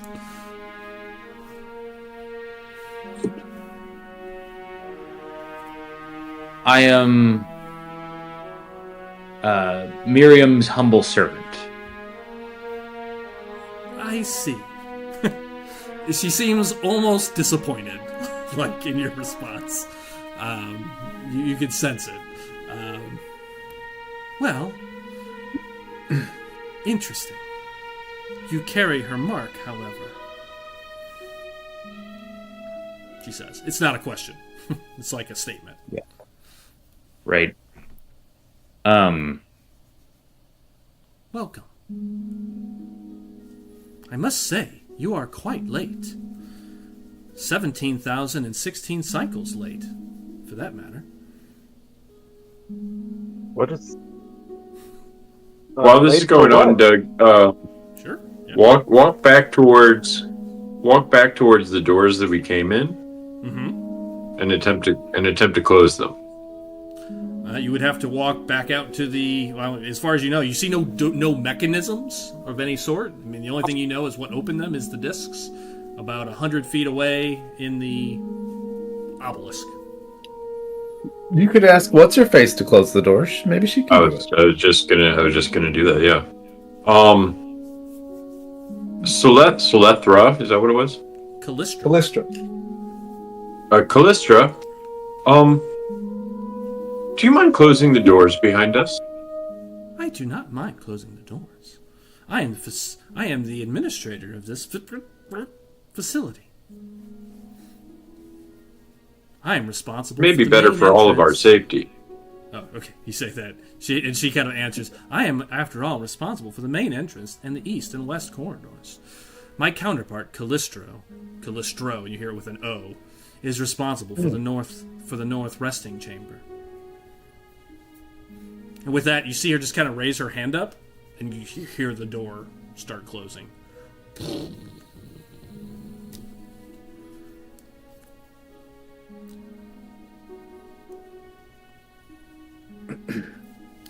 At this point, Thank you. I need everyone really quick to roll a D20, please, and tell me what you get. A lot of ones.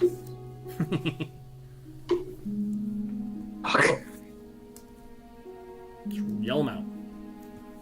Ooh, That's you. I got an 18. You rolled an 18. 17. 7. How much, Alonis? 17. Oh, that's a big roll for you.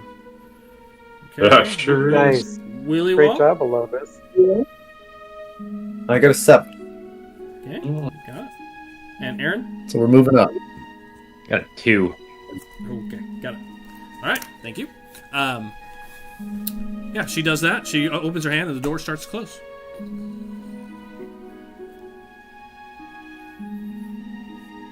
So the last thing she said is, yeah, you are... I'm surprised at how late you are. You are 17,016 cycles late. We beg your pardon. For what are we late? The wizard is always on time. To awaken Lady Miram from her rest, of course. She was only supposed to sleep for... Oh, sorry, I did the math on this. 2 weeks. It was just a short vacation. For 1,200 cycles, as you know. She says that to you, like, as a matter of fact, Aaron. She was only supposed to sleep for 1,200 cycles. But a harvest in autumn feeds as well as one in summer, after all. Oh. Harvest? Did you say harvest? Uh-oh. She looks at What you could when you that be? ask that. She looks at you. Is that not a phrase that you say anymore? How about the slow river still finds the sea? It has I been find that one more calming. It has been 1,000 years, after all. It is hard to keep up with the local phrases. Better late than never, she says, finally.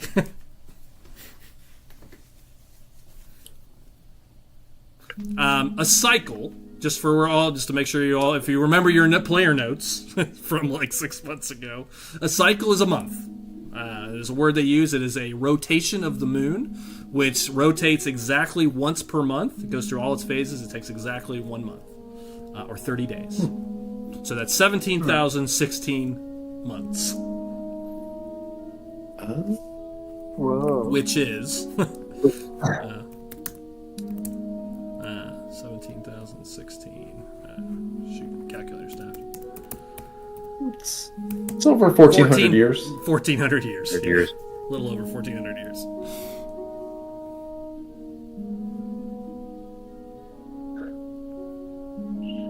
She just stands there, waiting for another query.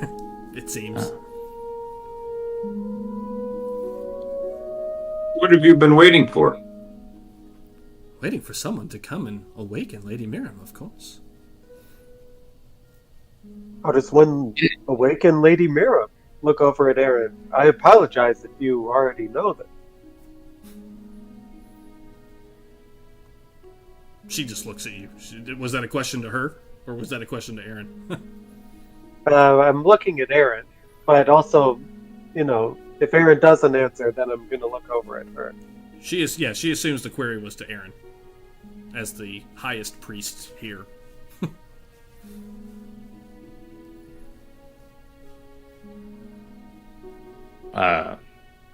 Yes. I'm afraid in the overlap of cycles, the directions were lost. I see. That's unfortunate. You would need to enter the resting chamber, of course. So she points to the north, which is currently closed. Right.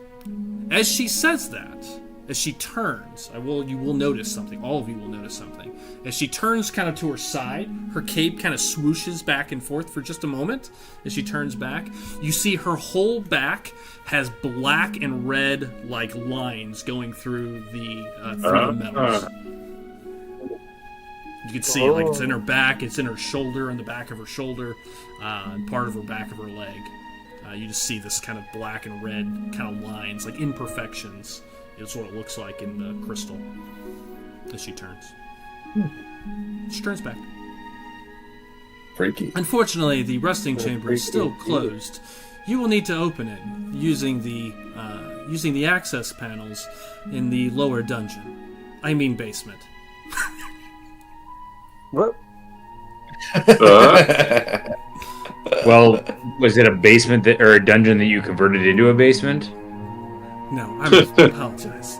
The language. That would make this place worth quite a bit more. The Exactly, language. that's what I was thinking. The language of Aerith sometimes escapes me. What do you harvest in that dungeon? Oh, nothing. That is where the controls are for the north resting chamber. You will need to open I the see. doors. Understood. Only a What priest. is this ring? Only a priest, that she'll finish before you ask that question, only a priest may access the resting chambers. Good thing we've got two here. What's that ring up there for? Well, she also can't see Willy Law. Sure. She only sees the four of us. Yeah. Willy Law is visible. You're pointing to the ring. I look around for Willy Law. Yeah, Can't he's find gone. it. Yeah, he's gone. What the? Willy Law! Where are Willy Law? Where are you? You know what? That's exactly what we do when you do it. So Yeah, think on it. exactly. Yeah, it What makes are a you talking person feel pretty stupid, doesn't it? We all sound like idiots. What are you talking about? I'm standing right here. You say that out loud? Oh yeah. Okay. Yeah, you hear a whisper in the What? shadows. What's that and then ring you for? asked a question, Kevin. What was the question? Yeah. What is that ring up there? Oh, right here in front of the statue. It's basically right next to her. She's standing next to it. Oh, I thought it was like by the back door. Oh, okay. No, it's right in front of the statue. It's sitting in it's in a like a glass case, and you see it's just I glowing, see. or it's just this ring that's floating, not glowing, floating, just kind of I in this see. box. Well, my question stands. Sure. She points. She looks at it. That is Miram's star shard circlet. Many of her relics were buried here with her when she died. That, Aaron, should get your attention. That word, her choice of the word, she was very specific in it, in the word died, would definitely, I think, catch your attention as a priest. Died is not a word you've heard with any with the gods in any way, shape, or form. Yeah, could you repeat it one more time? I'm sorry, I was writing something something down, please. Yeah, she said, that is the star shard circlet. That is one of Miram's, Lady Miram's, one of her many relics that were buried with her when she died. That's what she says. Gotcha. And I think that would get your even William. I mean, you're from Aerith, you're from Caldus, you know enough about the church. Urskar, you would know enough about the church holistically. I mean, all of you, probably except for Karak. I mean, the word died is never in any way. This is not like, Jesus in the Catholic Church. He died for our sins kind of thing. You've never heard that term. I mean, that's not been a term that anyone has ever said. Aaron, as I prefaced at the beginning of this, that it is believed that the gods used up much of their power to banish and destroy Agarnoth, and in doing so, they stopped interacting with the mortal world, and they continue to watch on, lead, and provide guidance to the church. All right. Well, it's kind of like those Paydorans stopped interacting with the mortal world just a couple minutes ago. Would you like it? She says. She points to the glass. I can get it for you. I would love it. She steps forward. What does it do? She steps forward, and she puts her hand out to your hand. Great. Push in between Aaron and what's her name? Kind of move him out of the way. Hey, come here, move. Yeah. Aaron and Karak out of the way. Push through them, and grab it. Grab her hand. Ugh. Yeah, she takes you, almost like she's like holding your hand, like really daintily, and she turns. You guys see her kind of turn, and she'll move towards the glass case. It's just a couple steps, and she starts making her way towards it. And she opens this glass case. You see her hand just touches it, and she just lifts it up, and you see this silver, what looks like almost like a bangle, like a wrist, or like a bracer almost. It's thin though, and she grabs it with her left hand. Would you like me to put it on you? Yeah. What does it do? This is one of Lady Miram's private relics. She starts to say, and as she starts to bring it to your hand, she starts to squeeze your hand a little bit tighter, just a little bit. Look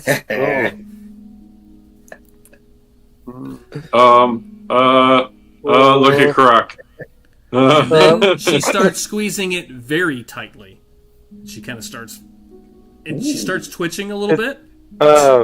You see her just kind of her head kind of twitch just a little bit. I'm sorry. I don't know that you're authorized for this. As she continues to hold your hand. Maybe we can wait until later. Kevin, take 6 points of bludgeoning damage as she starts to break your wrist. Ow! And she does not let go. She just I don't, and she repeats it Pull now. my hand. I don't think Pull you're my hand away. authorized for this. And she starts kind of twitching. Put my hand on Calestra, Calestra, and say, Calestra. "I am authorized for this. She looks at you. I will take it." Yes, that is right. And she hands it to you, and she lets you go, Kevin. And your hand is hurt. It's sore. It's bruised. Oh. Alonis, are you okay? And she hands it to you. That was a Forgive me. I'll dirty be trick. fine. My security That protocols was very are mean. acting strangely. I apologize. I thought we were friends. We are.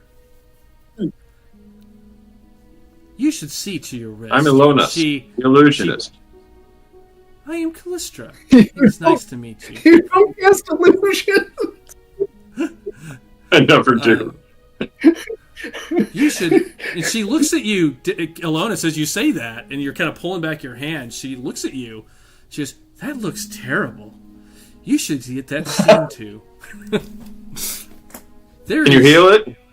I cannot. But if you, and she points to the would be to your right, her left.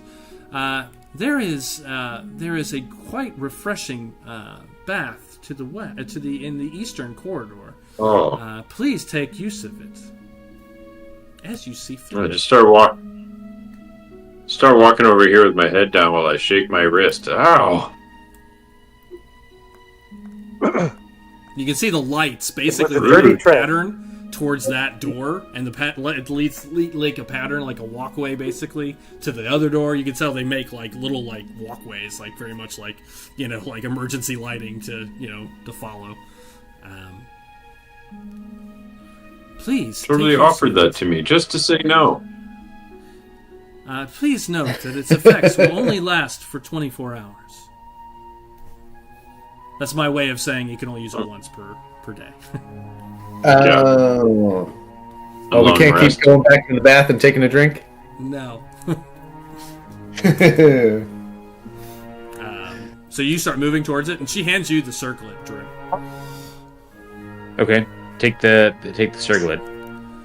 Now, Aaron, she said. can I have that later? Can I have that later? Do you really want to find out what happens if you put this on? We Could be worth move to a scene of the robot just bashing his head into the ground. No. Worth it. No, but she points. Yeah, so she hands that to you, and then at this point, I think she would kind of turn or take a step back to where she was, and kind of taking back the query that you had said. Like she didn't forget. Kind of got distracted by Alonis kind of stepping in, but she will respond finally to your question, Master Aaron.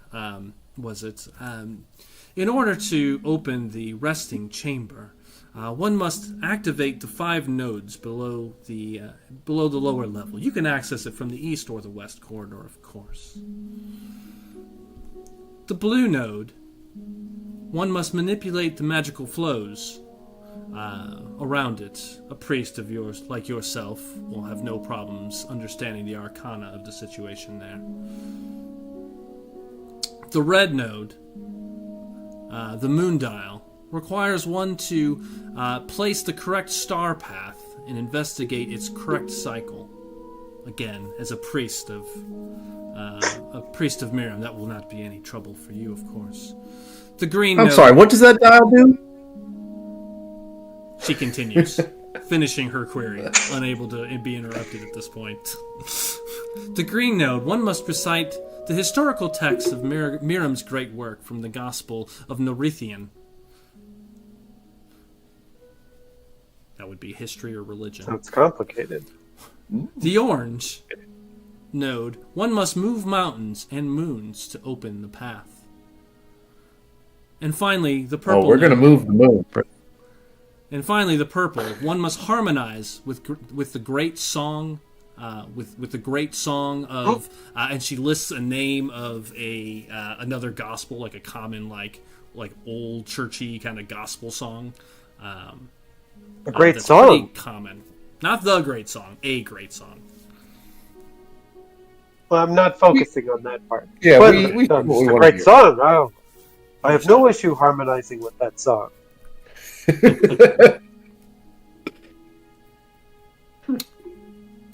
And then Okay. she returns to her place. Since Alona, it's like we can access the dungeon either the east or the west, and Alonis is already moving towards the east. I will also begin to move towards the east. Okay, she just stands there as you start to move away. Tell really nice. Calestra, thank you for your guidance. Of course, Master Aaron. It was really nice meeting you. You as well, she says, seemingly have completely forgotten that anything happened there.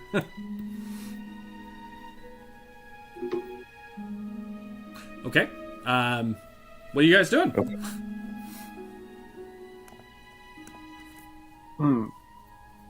Go to the east. Just get that bath. Okay, so hold tight. So we'll just assume. So it looks like Aaron, without actually, move. Well, that's fine. I'll move you to the door. Just I want to be clear about where everybody's going. I'll kind of move everybody as you guys are going for now, unless it becomes something happens. So you two are going to head to the east. Aaron and Alonis. What are the rest of you guys doing? As the two of them start making their way. I mean, I guess I'm headed to the east as well. Okay. But tell I'm Calestra,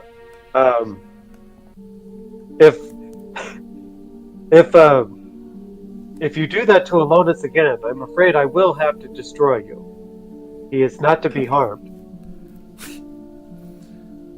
She looks at you as you say that. Do what?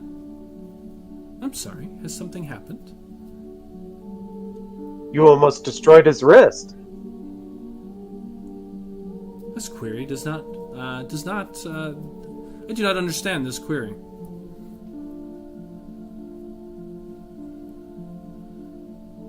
And you see I'm her just kind going to of slowly back away. Yeah, she kind of glitches again. You see her kind of like. Boy, I'm just going to slowly back away. This is not right. I'm glad that you found someone who is so inept that it makes Karak be like, whoa. Whoa, this isn't right. Right. Yeah, So, right. Karak, you back away, and then are you moving to the east?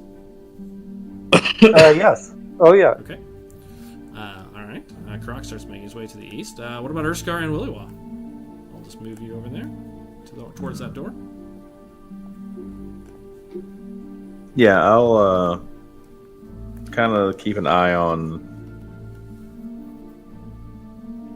Urskar. Excuse me, I'm not sure. Karak, kind of like follow behind and kind of just start to keep an eye out and see if I see anything else, kind of thing. Okay. Kind of confused with everything that's going on and kind of like almost overwhelmed, considering like all this is much more than I've ever seen. Yeah, and you, as I said, you guys have seen nothing like this. This probably bends the space between magic and technology as you look through as you see these lights and glowing things. Like, this is nothing you've seen in Aerith as people. This is just awe-inspiring as you make your way to the east. Willywa, what are you doing? Pretty fucked up. Oh, I am peppering this thing with questions. Oh, okay. As you move Okay. towards it, invisible, mind you, Joel, she looks right at you. Like, she's looking at them, but as you're moving forward, she just turns her head towards you. Whoa, hot. I like that. Sure. Eyes wide shut. Exactly. I'll start with you, Joel, as they're making their way across the room. Yeah, I'm sorry, I couldn't quite hear you from back there. Did you say that Miram is here? Yes, this is her final resting place. Yeah, you said that two ways as well. You said that she died, but yet we're here to get her. So Yes. are we here to get a dead body? She starts to respond. Well, yes. The destruction of a divine spark is impossible, as you would know, of course. But here it rests to rejuvenate, to be reborn. Huh. Now this divine spark you're talking about matter here. of fact. Yeah, she says it's very much just matter of fact. What are we supposed to do with her? I assume. Is she powerful enough to... She would say to that question, I cannot presume to understand the motives of a deity. Do you think... Could she remove her shadow from the sky? I suppose. Look up at the planetarium above us. Yeah. Note, now there's really no way to know what worlds are being depicted here. You see, what's up there? Yeah, you definitely don't see any planet. As you point up, there's definitely no planets with multiple things surrounding it, like moons. You don't see any like that. There's no single one with two moons or anything like that. You see a couple of different, what looks like objects with gravity rotating around it, orbiting it. That's what I was looking for earlier. Orbiting around, but you don't see any that would represent what you just said. But she says, I suppose she could. If she wished. Do you think she would be so inclined to do so if we were to help her wake up? Once again, I cannot presume to understand or dictate what a deity will do. I am sure she has much to do, however, as she has slept much longer than anticipated. We expected you back 17,016 cycles ago, she says once again. I heard that bit. What is all this up here? Look above. She starts to respond. She points to one. This represents Aerith and other worlds that Lady Miram has traveled to. She points to one, and she does point to one, and you can see it's pretty prominently towards the middle, and it does have kind of a rotation with three other larger objects, but one smaller one does rotate around it. Not two, one. This depicts the many worlds that Lady Miram has traveled to in her lifetime and journeys. And then she looks down. That's strange. As you say, that's strange. Right about that point, the four of them leave the room. You guys enter into a kind of a small hallway. I'm going to describe what you guys see, and then I'm going to circle back to Joel here for a moment. As you travel through, you kind of leave through a small, little, tiny hallway that you can see, and then it leads into a much larger hallway, that starts heading up north. In this room, however, are four what looks like light poles. You can see that they are kind of in stands with four kind of crystalline, almost like round, kind of flattened round globes, kind of stacked on each other, each with glow that creates this brilliant light in this hallway. And you can see there's a northern hallway above you. More of these lights stand in front of the doorway. There is a door that leads north, you can see, and it is closed. Directly up ahead, and there is what appears to be a kind of what I can best be described as what looks like a panel, but for you all would look like a flat kind of space with a crystalline gem in the middle of it, right to the right of the door. There is also another door that looks like it heads further east, and it is open. You can see it's open. It looks like it leads further to the east, but the door to the north is currently closed. That's what you see. But as you step into that hallway, that's about when you say, well, that's interesting, or whatever you just said.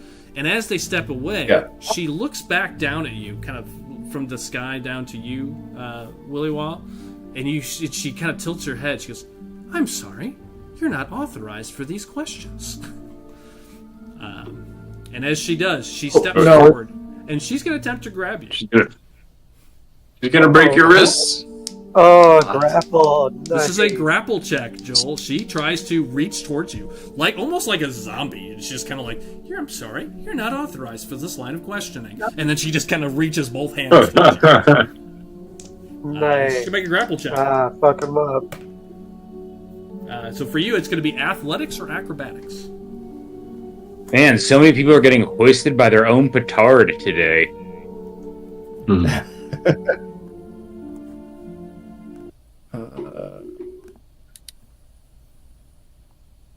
I got a 9.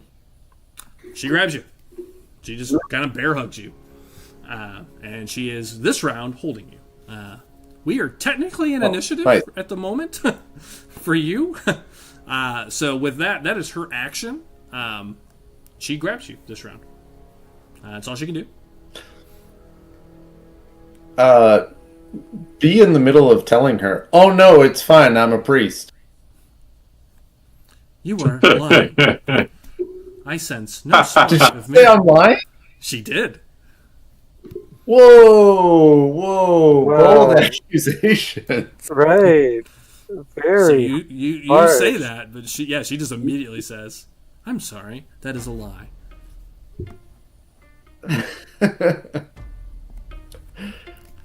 That's a free action. We all hear that. No. She's not yelling. It's pretty quiet. She's, "I'm sorry, you're lying." Unless he's yelling. I'll let that be up to Joel. No, I'm Right now, not yelling. She's just holding you, and you can tell she's about to start squeezing. Uh-oh. Feel her. You can she's feel a her squeezer. hug getting tighter. I just watched her squeeze. I just watched her Wow. squeeze. Yeah. Luther.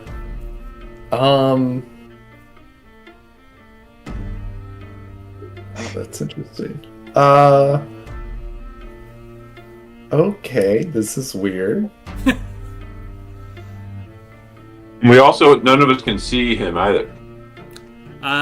If you turn around, it's kind of like it happens as soon as you leave the room. So you're basically in that No, because next he's corridor. invisible though. Oh, But that's he's true. invisible. Yeah, he hasn't done any damage to you yet. So yeah, currently, if you were to turn around, you would see her just Nice. giving herself up. It's like It's just, it's like Frodo about to get his finger bit off. yeah. Joel, your action. Yes. 5 seconds. What do you want to do? I'm gonna. You can use an action to just escape. You can trigger that roll again at any point as an action if you want. Escape or grapple, or you can do something else. Yeah. I did want to keep asking her more questions. I'm gonna cast a spell. Okay.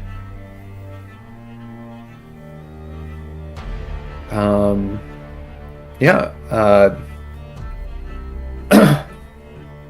On my turn, I'm gonna, as she's grappling me, I'm gonna do a quick hand gesture, and make a Vorish sign with my bonus action. Okay. And then I'm gonna cast Phantom Panther. Hey, what does this do? It conjures a spectral panther that pounces on a creature, mauling and pinning it. Target makes a strength saving throw, and on a fail, takes 8d6 force damage and is restrained until the spell ends. 8d6. No, it's And not that much. And it's going to be at max damage automatically because of the Vorish sign that I made ahead of time. Yeah. So 8d6. Are you sure about that damage? Yeah, are you sure? I was looking at it earlier today. I have it as well.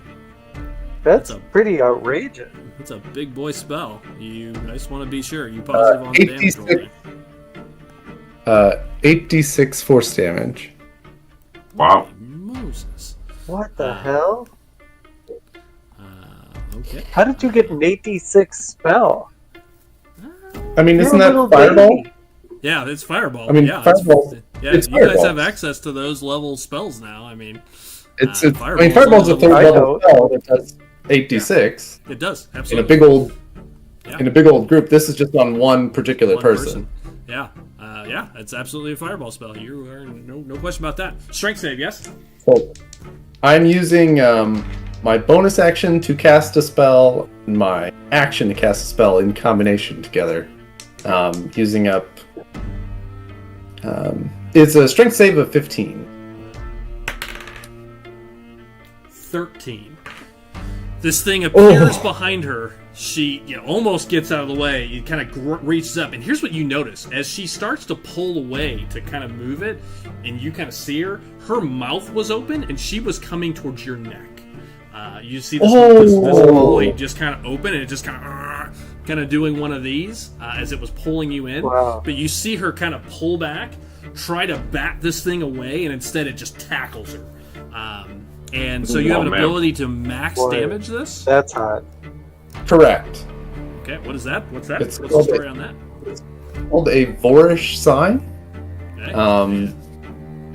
It's a sigil from an ancient era. You choose a creature you can see within range. One creature. When you would normally roll one or more dice to deal damage to that creature's spell, don't roll dice for the damage. Instead, use the highest number possible for each dice. It has to be a 5th level spell or lower that has a casting time of an action. And you can cast that spell as part of casting the sign, expending the spell slot for both. Got it. Okay, so it's like you're using 2 spell slots. Is that what I'm hearing? 2 spell slots. Correct, yeah. I'm using my bonus action to use a spell slot and an action to cast Phantom Panther at her. That's a big boy spell. All right, yeah, so this thing grabs her, drags her to the ground, and as it pounces and bites, you see it just snaps her in half. Just instantly destroyed. You see, and I would say you guys would all hear that. I mean, there's no question. As you're stepping out of the room, and you would just hear thud, break, and you would see, you would appear because you cast it. You see Joel appear.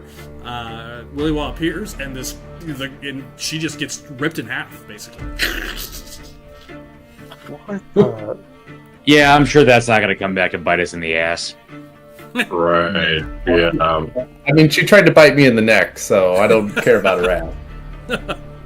She did try to. I mean, there is another construct in here, so. Okay, what are y'all doing? You guys see that? I mean, you guys are in eyesight, so this all happens like in 6 seconds. She grabs him. You wouldn't see him, but then you see him appear. I would say you would see kind of him appear as this thing is pulling it down, and just gets destroyed. I'll turn it back to you guys. We're gonna go for about 5 more minutes before we take. Willy Wah. What happened? The thing just tried to attack me. Nearly bit my head off. Well, you served it a dose of justice for what it did to Alonis. Are you okay? I'm fine. I'm kind of upset. I had more questions for it. More questions? What was the nature of your questions? While this conversation is happening, what's everybody doing? Are you all stopping to listen to this? Willy Wah, are you making your way over to them? Or are you just kind of yelling across the room? Color this out for me. I'm gonna dust myself off. Okay. And then we're gonna we're gonna check this robot. Yeah, there's nothing to it. I mean, it's nothing to it. Got just no crystal, catch. Just glass, crystal. That's it. But it does remind, as I said when you guys came down here, all of the crystal reminds you of that crystal you found in Dax's shop. It looks very similar to it. If it looks similar to what was in Dax's shop, and he was selling that, he was saying it wasn't sellable. Yeah, it wasn't sellable. Yeah, I mean, surely, like, her head's got to be worth a penny or two. I mean, it's a beautiful work of art. Yeah, it might be. We're also carrying like 30 pounds of armor that you aren't wearing right now, and I'm very strong. Yeah. Okay. Toss it in your bag. Okay. What about the rest of you? Oh, yeah. You know, while he's looking over this robot, you guys continuing forward? Any of you? Some of you staying back? What does this look like? Willie, are you okay? Oh, yeah, I'm fine. That robot thing tried to grab me, too, just like she did to your hand. Did you We better also be try to careful. grab an artifact? I'm sorry, what? Did you also try to grab an artifact? I just asked her a couple of questions. She said I wasn't a real priest. I mean, But you are. we all kind of look at each other. Yeah, we all just look at each other. I suppose right. that must have been very upsetting to you. And her, apparently. Keep walking east. Okay. Well, it's north from here. So, Alonis, you keep heading up into the next chamber? I thought you said north was closed and east. Well, yeah. So, was... yeah. I mean, that's the next room. But, yeah. So, you're going to move up into the next room, and then you can make that Got choice. Yeah. All right. Anybody Got else it. going Let's with establish a Alonis? Real quick. From now on, we all stick together and nobody touches anything. Okay? It's like I didn't touch anything. It's like being in a museum. All Very stick much. together and don't touch anything, don't lick anything. I don't think any of us have been very good at following rules in the past, but I know. Says, I Alonis know I'm says as he's myself. walking away up into the next chamber. Nevertheless, I at least now will be able to properly have "and I told you so" when you inevitably. Somebody does something. Yeah, because I did tell you not to do this. So, okay. You said this door is closed and this door is Yeah, open. so are you heading up into that next chamber, Aaron? With Kevin? That's the only way to go. Is up Yes, into this next I- section. Yeah, exactly. Well, I mean, I was gonna check to see if there's any way to open the door, but Well, yeah, that's in that next chamber. So you're going up into that next upper chamber, I see. Okay. which has a north door and an east door. Okay, so you two walk up there. What about Karak and Urskar? Oh, I'm definitely going with the loner. Okay, got it. Urskar? Same. But Okay, you four. yeah, They give would Willie say next to Wall Karak, just a basically. very confused look. Yeah, like I don't know what's going on. Right. Kind of this. Have my tried it out and kind of like almost like paranoid looking around, like waiting for something to like attack us. Okay. Yeah. Yeah, It's all exactly. quiet. There's nothing moving. Nothing. Everything is silent here. There is, I think, as you kind of that paranoia sets in, and you guys start walking away. Now there's no talking or any other sounds. Just your boots kind of clicking against the crystal. Like there's a hum to the place. Like just like this low level, like you're too close to like a, to like a power source. Kind of like a dull, boom, just you can hear in the background. As you move up. So you guys make it up into this next chamber. I'm going to see what everybody's going to do there. Willie Watt, you grab the head. What are you doing? As you see them disappear around Put her head in my backpack. Okay. I'm gonna follow behind, and then Okay. I'm gonna go invisible again. There is no real shadows here. If you need shadows, it is lit. This I is need some dim light or darkness. Okay. Yeah, there's no dim light here so far. There might be in other parts, but this room is well lit. I mean, there's probably 24 lights in this room. It's it's kind of like in like walking through a hospital at this point. There's lights just kind of everywhere, kind of lighting this place. No torches, just these glowing runic lights. So you move in quietly behind. Joel, can you roll D20 for me, please? Oh my word! So many D20s. I know. Does it need to be above a 5? I mean, that's up to you. Well, apparently it doesn't. What is it? What'd you get? It's a 4. Oh my lord. Okay. All right, so you start moving in behind. The four of you make it into this upper chamber. So as you get up into this second chamber, these pedestal lights continue on, lights in the floor, and now these kind of like almost like floor lamps made out of crystal line, kind of the four corners.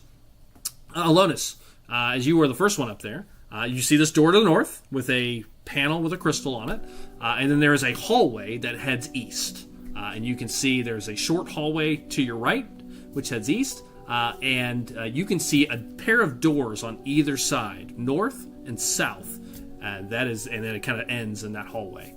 So you can see it goes east, and then it goes north and south from there. And both doors appear open. Good. Just tell me which room, if you're leaving this room, and I'll move you.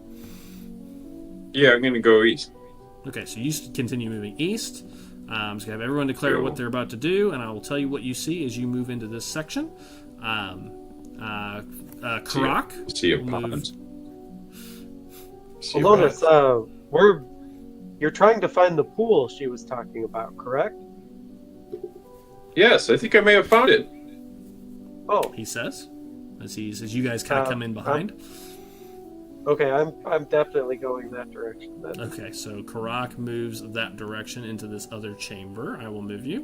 Urskar, I'm just going to you, Drew, last, since you said you might be doing something else.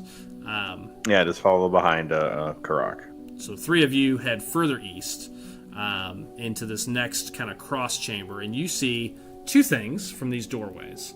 A set of stairs to your left or north, which heads down. To the dungeon.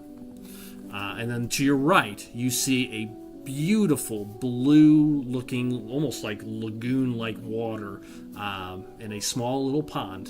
It looks like a bath that you can see. So that's what you guys see. Go to the bath.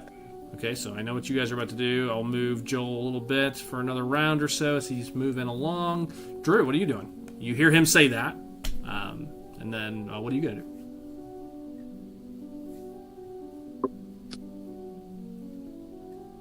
I'm gonna check out this door real Okay. quick, the one that's to the north of me. Yeah, it's this crystalline kind of door. Once again, very similar to the other chamber doors that opened. And to its right is a single flat piece of what looks like crystal that's been flattened, and protruding from it is a kind of just a protruded gem, and it softly glows. What color does it glow? Green, kind of a light green hue.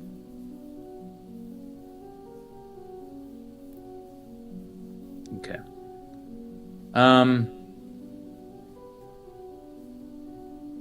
I'm gonna wait on this and move with everybody else. I'm gonna follow my own advice. And I was just ready to remark to Karak. I guess that rule to stick together, don't touch anything, only applies to us. see, I'm not a hypocrite. Yeah. Got it. So you Not move yet. into Don't this- want anybody. And I was going to deliver that line so well too. Oh well. So Go he fuck looks yourself. at it, and he turns down to this hallway where you see once again stairs leading down, and then a pool to your right. And I think Alonis was already walking towards the pool. Oh, indeed. I don't Go get my need to use knickers the wet. pool. So Okay. I'll just tell him he should not go in if he's eaten within a half an hour. Alonis, you walk in. There's a pool, and there's a little table with 3 jars as well sitting next to it. 3 what looks like old glass jars with little popper tops. They're empty, but then there's a pool of water. Yes. Go grab one of the jars, Okay. dip it into the pool, Okay, you do. take a sip. A sip, nothing happens. Okay. Chug some. Drink the rest. You drink the entire glass. You may take the effects of a long rest. Ooh. I don't know how, but I knew it. Well, wait, that other temple had one of these, right? Right. Something similar. Yeah. I was gonna say we've seen this before. Been here before. Urskar, what about you? Or are you guys doing out to RP this part out? Is everyone gonna do something similar? Yes. Oh, I'm doing the exact same thing. I was You may really each- hoping for one of these. You each may take a long rest as you take a drink from the pool. Thank God. And you get full effects. Spell slots back, healing, the whole 9 yards. Willywa, while they're doing that, just so I know which way are you going, there is a north door, and you see Aaron. You can see and hear them kind of to your right. Oh, I'll follow. I was following them. Yeah. Yep, got it. Understood. All right, so you guys all make it to the pool, and you guys are each going to take a drink, I assume, and you may take the long rest, as I said. Yeah. I'm not. I'm good. You probably need to do it anyway, Drew. Because if you've taken a short rest, you don't get those. Hit dice. Nices. Hit dice back. Thank you. Couldn't think of the word. I mean, if you're I'm missing still- hit dice. No, I'm okay. Okay. Drink it. Just drink it. Yeah. You each take a drink from the pond. And we'll pick up there in just a minute. So that'll be the end of part 1. We will see you all back here in about 2-3 minutes for part 2. So I'm going to take us to a quick break.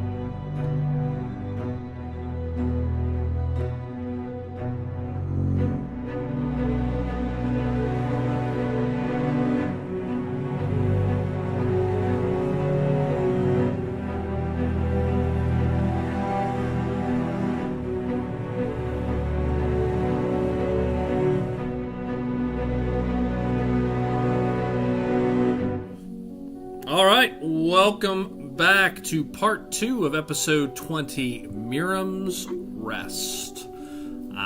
If you're just rejoining us, our adventurers have made their way into this ancient temple that they found, where they were greeted by a automation of sorts that appeared to be maybe somewhat malfunctioning.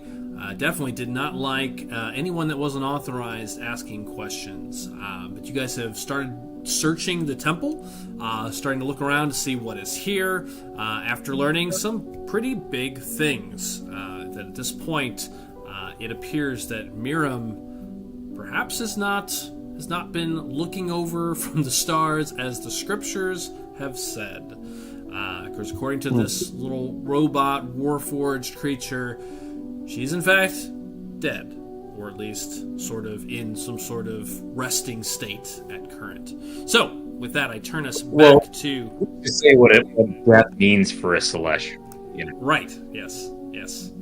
Well, in our last game, we explored the ability of destroying the divine pretty extensively, so they don't really die unless some bad things happen, possibly.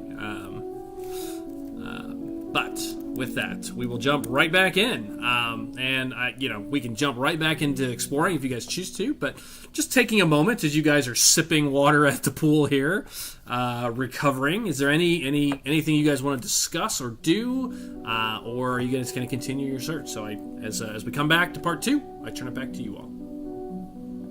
Doug, two things before you jump into things. One. Let me just remind everybody that we're listening to When Bards Attack, a live D&D play podcast, currently streaming on Twitch and YouTube. You can find all our past episodes, the past 19 episodes, on Spotify and Amazon Music and Apple Music. So please go ahead and check those out as well. Make sure you like, subscribe, and smash the notification bell on all those. And you also follow us on the socials. It's Instagram and Facebook. And breaking news to everybody here, we have a Printify shop where we have merch is officially out there now. If you go to Printify, you can get your When Bards Attack merch. So the link will be up on the socials tomorrow, along with the link to Spotify. Go ahead and check out all your When Bards Attack merch there. So it's news to me, so I'm going to have to go check that out. There's my shirt that Kevin sent me, so... Yes, Doug has an exclusive shirt that is not on the shop yet, so maybe one day we'll put that out there. So Doug's got an exclusive one. We'll be out there soon. I said I wanted a shirt that says I love hugs, so I got it. We're working on that. We'll have some more stuff there. It's early stages, so we'll have some stuff out there just to let you guys know. That is the commercial portion of what I had. The second part is, do we have any kind of sort of canteens or anything like that? Do you think anything we'd carry water around with? Because obviously drinking that is very refreshing. Do we have person. Okay, back to the yes, not actually like us merch, not merch-wise. That is a good idea, though. Mark that down. It's like you made the store. I don't know anything about this yet. How would I know? No, for in-game, do we have any canteens per se, or anything to carry water? Would I carry something like that, considering the cooking I do? Yeah, I'd say you each carry... have the skins. You have these 3 bottles here that can carry liquid, clearly, and they can be sealed. And yes, you each have a water skin, yes. Oh, I will definitely fill my water one up with this, just to have. So you're going to dump out your water? Not knowing, obviously... Yes, it's obvious I can tell there's something up because obviously I was bleeding and, obviously all over the place. And now I'm feeling refreshed and everything. I feel very much better. So obviously intuition tells me that this has something going on with it. Not knowing a long rest, obviously, but just knowing this makes me feel better. So dump out the water I had and then put this in there. Will it help outside of this cave? I don't know. But at least for what I'm thinking, I'm going to fill it up my personal water one. Okay, I got it. I really hope it's like the... Yeah. The Holy Grail. Yeah. Yeah, they can't cross the seal or something. Yeah, well, you don't know. I will write it down on my sheet. I will put something on your sheet afterwards, Jay. Okay. Yeah, like I'm not expecting like I don't know outside of this. I'm considering it a mystical place. I don't know if it's going to do anything outside of this, but in my head, like it doesn't hurt. So sure. You fill up the canteen. Got it. Yep, and that's what I'm doing. So anyway. Okay, so you see Jason fill up his canteen. You guys want to discuss anything, or you guys want to take action? While you're kind of all resting, sort of taking a quick rest and a quick super rest.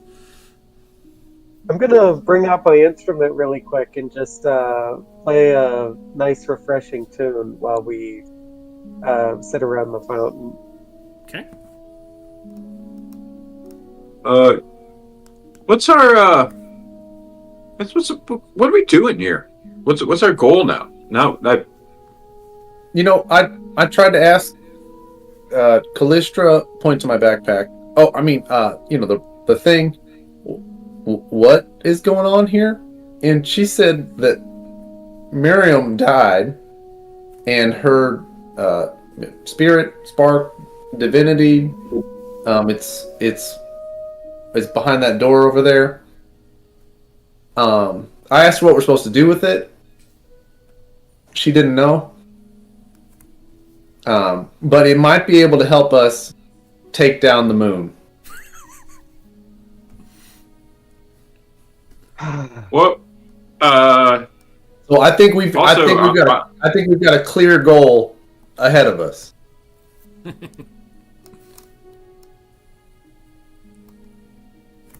I'm glad that you see a clear goal. I am not all that religious, but there's something about this space that does make me want to see what happens if we wake her. If that's even possible.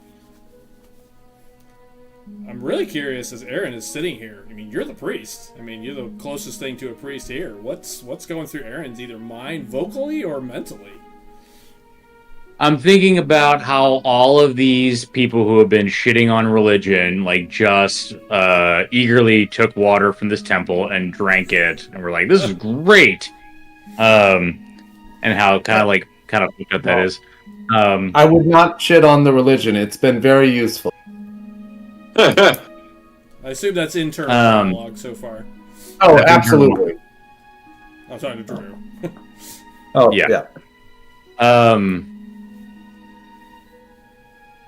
I'm curious as to what this temple is, what it means to stands to or represents in like terms of like holding back the corruption that is pervasive in the land of Eldris. Did I say Eldris? You did, but we Caldisa. Sorry, wrong game. Caldisa, and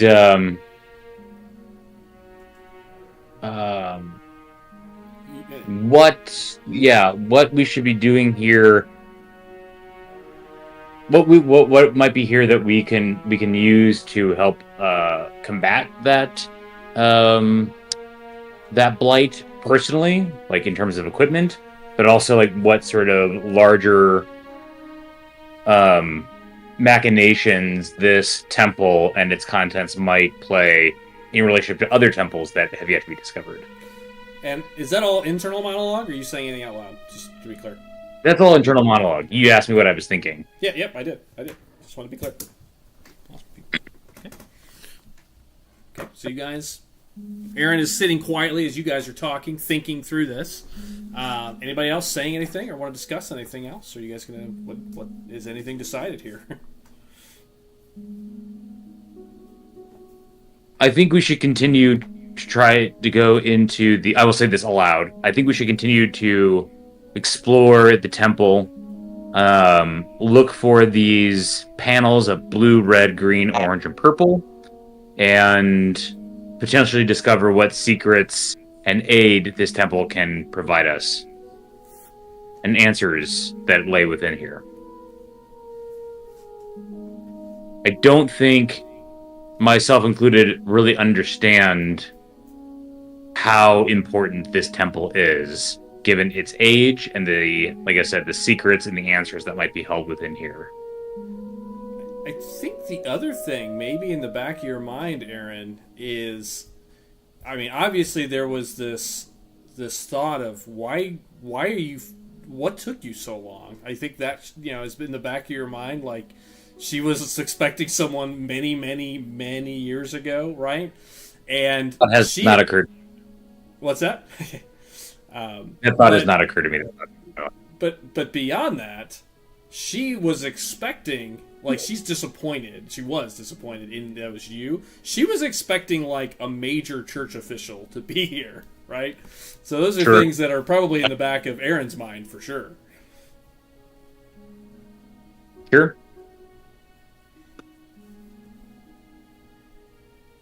Okay. It would have been interesting or good if we could have asked her more about that.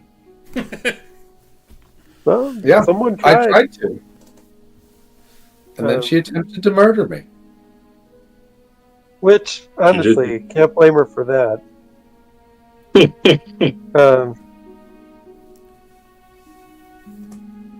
I did. If we're being sincere, I don't believe I understand what's going on in this temple. This is very far outside of my culture and the way that we think about religion. And I've never seen a crystal structure like this before. Is this common for temples in your continent? This is nothing like I've seen in and around my village. This is some kind of great magic.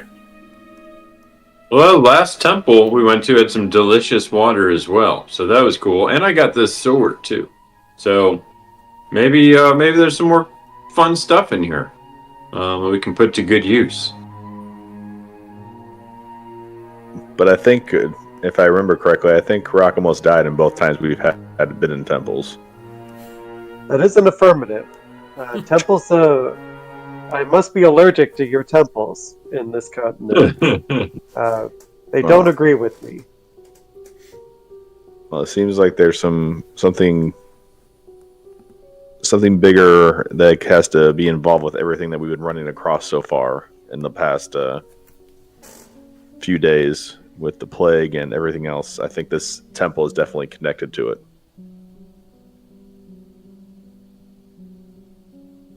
Quite possibly. I agree. Yes.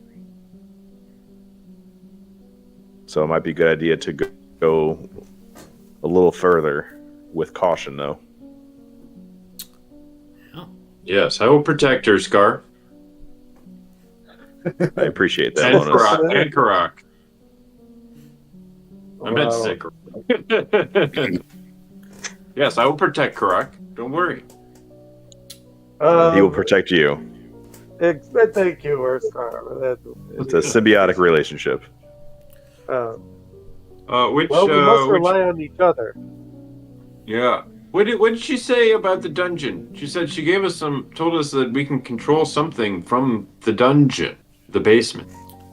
She said that would open the north door, and she pointed to the door behind her. Yes. To the resting chamber.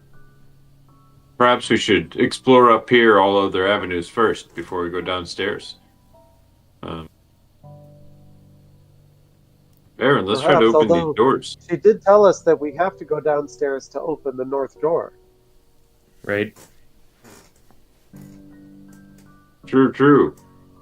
And we are Well, here. I guess we could go down there first. Let's figure out where to go. Yeah, you have two directions from here, and you have a whole other side, obviously. You have the west corridor. But currently there is a northern section directly north of the pool that leads, what you can tell, is down some stairs. And then there is this sealed door right to your left in the main hallway that you came up. No, what I was... remember where she said the other construct was. She said north, it responsible. He said her counterpart was responsible for the north chamber, the resting chamber. Oh, well, Yeah. I was asking the players if anyone sorry. remembered. Sorry, Yes, that's the resting chamber was where cholesterol was. Cholesterol. Cholesterol.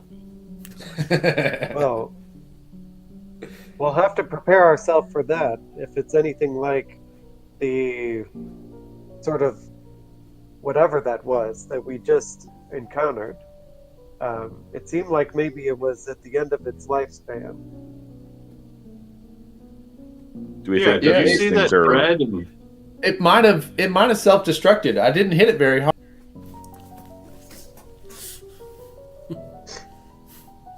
That's good Did to you all know. see those red and black veins going up and down it? I saw the same thing interwoven throughout this entire place when we were on our way here. Something to keep an eye out for. Does that mean the other construct is connected to the one, so he knows that we have ended its life?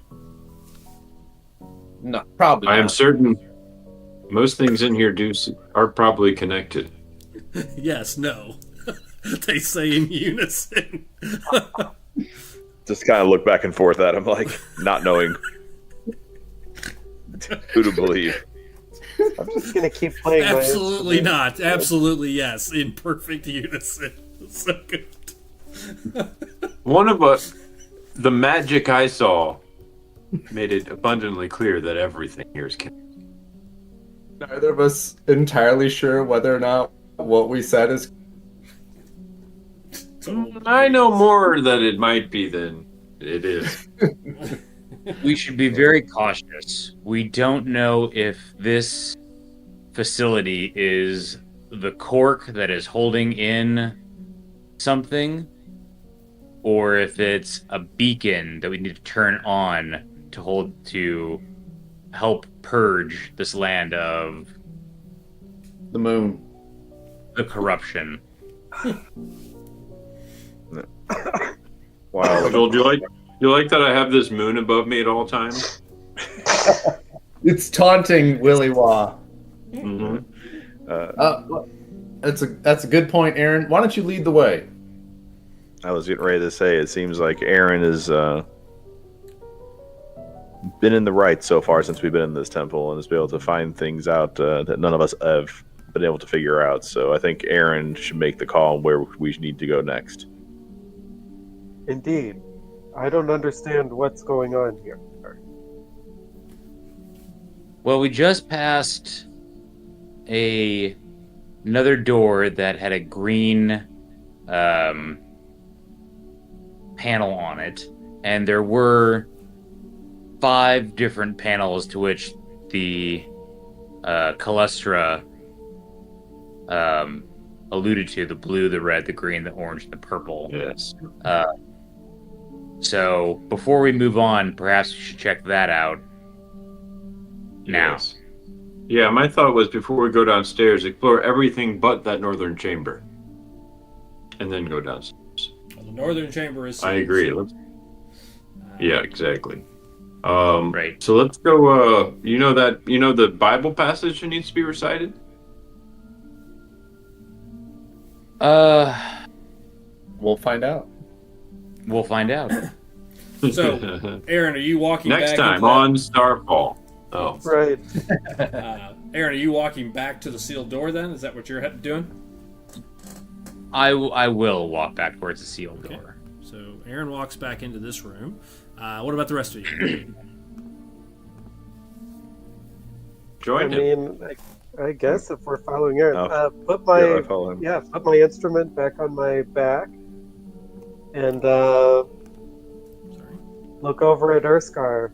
I guess we have to be ready for anything, and take my warhammer off my back. Okay. Grab my trident, kind of like clang it up against his hammer. It's like, let's protect the group. Yeah, fuck yeah. Okay. Fuck yeah. Pull out your weapons, and you guys head into that main chamber. You all following Aaron behind. Aaron, yeah, there's this, again, the hallway you guys came up, and there's this door, and this green glowing gem in front of it, or next to it. Right. Before I touch anything, I'm going to cast Enhance Ability. Mm-hmm. And I'm going to use it on Intelligence. Okay. So, for the duration, the target has advantage on any ability checks using that chosen ability. Okay. How long does that last? 1 hour. Got it. Am I gonna know? In case this goes into next week, which it probably will. Assume this is gonna be a 2-part episode. So, Yep. Okay, that'll probably last. I can write in my notes. Story. All right, you do that. What's everybody else doing? Anybody doing anything? I guess we'll wait for him to jiggle the doorknob. Exactly. Jiggle it. After that's done, I will go ahead and touch the green panel. Okay. You place your hand towards it. Feels warm to the touch, but as soon as you touch it, you don't even have to depress it, Drew. Just your fingers touching it, the slightest touch. You see it turn blue for a second. It fades, and then the door just slides open noiselessly, simply, and easily. Just kind of to the side, opening it. And two things become clear. Which, let me open this door. Cool. We shouldn't have come here. You see, two things happen. The door opens. A. B. You see a short room. It's about 20 feet long. More lights on the ground. These 4 colorful things in the corners. There are 2 statues to Miram, almost identical to the one in the main chamber. Both kind of looking down at another glass jar, basically. Inside it is floating a bow that floats clearly inside of it. However, as the door opens, Frostbite. you all wow, that's a deep cut there. As the door slides open and you see that, you see all 4 of the lights in this room, these like tower lights, or floor lamp looking lights, and including in the next room, they all turn red. And you hear just a very robotic, methodical voice say, "Security protocols activated. Security breach." And as it does, to your left, Alonis Karak, you see 4 holes open up in the wall to your left. Each about the size of about 2 basketballs, maybe a little bit bigger than that. And instantly, you see 4 spider-looking metallic creatures start to come out. And that's immediately initiative. As you see, they have these just one single red eye, and the 4 of them just crawl out of the wall and start moving into the room as you hear security alert. It just keeps repeating over and over. And let me pull something up. Luckily, you took the short rest before you hit the button, because this group may not have survived another encounter. Just saying. Yeah. Let's see. Let me just bring the group Spiders, in. you say? Yeah, there's four of them. Little Spidey. 4 of them. They don't look very Careful, large. Karak. You by any means. didn't fare well with little critters before. Remember they Bigger ate your than chest? little. These are bigger than those, considerably bigger. These are about the size of small, a little bit bigger than dogs, basically. I gotta do I gotta get my notes pulled up for these boys. Hang on. Un momento. A custom creature I had to make for this one. Guess There they we are. shouldn't have opened the door yet. How did we breach security? It opened. Not like we forced it open. I can't speak to that. Well, I could, but I'm not going to. I'm wondering if I should have put on the siglet first. All good questions. I need initiatives, please. Got a 21. Nice. I see Urskar's 16 came across. Oh, nice. We're moving up. The rolls got a little bit better. Did they? Well, for Oh some. yeah, I still can't roll. I still can't roll above a 10. Well, what'd you get? Total of 15. But yeah, Oh, 8 or 9 is about where I top out. okay. Aaron? I think I got a 10. 10. Okay. All right. Karak, you're the first to react. As you see the doors open up, these little, and then the crystal just shifts forward, just kind of, just like the doors do, opens up, and these 4 critters just start climbing out. All right.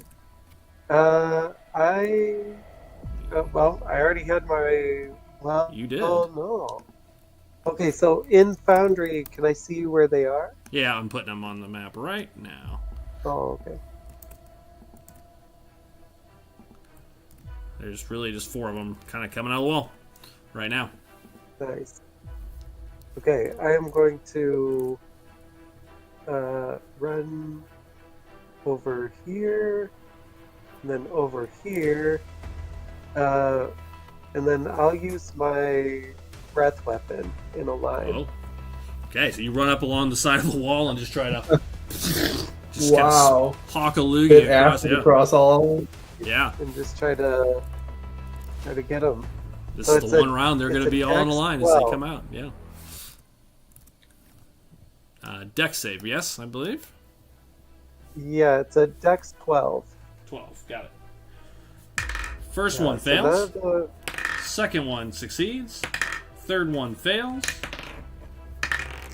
Fourth one, nat 20. So 2 fails, 2 succeeded. Wow. Half and half. All right, So 2 there take we full, go. 2 take half. all right, and it's 11 points. 11. So some of them take 11, some takes 5. Oops. Wrong encounter. Oh, there they are. So 11. 11. Nice hit. Yeah, that's a lot of damage over 4 people. 5 and 5. Okay, so this spray of acid slams into all 4 of them, coats them, but you see it pitting and bubbling as it does. It seems to take full effect, from everything you can tell. And you see 2 of them look like it did decent damage. You know, like they look, you know, this just did some damage to them. It didn't just shrug it off. The other 2 less affected. Anything else, Matt? Yeah. Yes. Alright, so I'm going to use my. As I'm doing that, so basically my breath attack is going to be a bellow, and I'm going to go into raid, and then I'll bring my warhammer down on the fighter that's right in front of me. Okay, so that's your attack. First attack is that, and then the second attack is using the hammer. Because now you have 2 attacks now, correct? For level 6? Correct. Okay, Yes. bring it on. So this is the first one. This one failed. Oh yeah. 15. 15 just misses. Skitters out of the way as you slam into the wall. AC is 16. Just missed. All right. Then Matt, anything else? And I will stand there. Okay, as you stand there, they react next. The one closest to you that skitters out of the way, they are no longer in a line. They're all kind of scattered across the wall. They'll start moving kind of in different directions a little bit, and you can tell they're trying to not be in a line. Very smart creatures. But the first one gets close to you, stays close to you, excuse me, and you see from its main eye, it just has one giant kind of red eye in the middle, and it looks like it's got 8 legs, 4 on each side. These metal little gripper legs. It's got a little head that pops out a little bit. Looks like a little robot. A little mechanician. It's got one red eye. As it does, you see this slash of what looks like lightning just kind of rip out from it, and just kind of like a whip just comes down towards you. Okay. Whip it. Whip it. Spider web.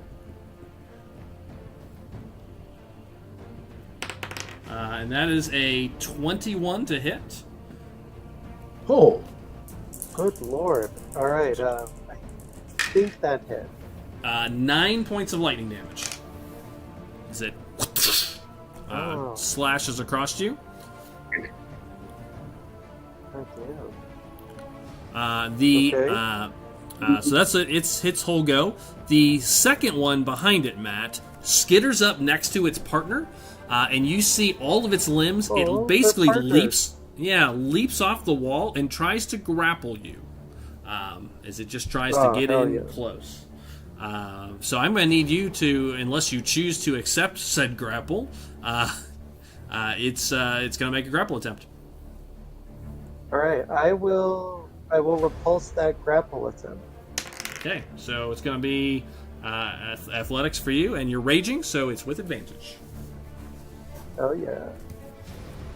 I got a 26. It got an 18.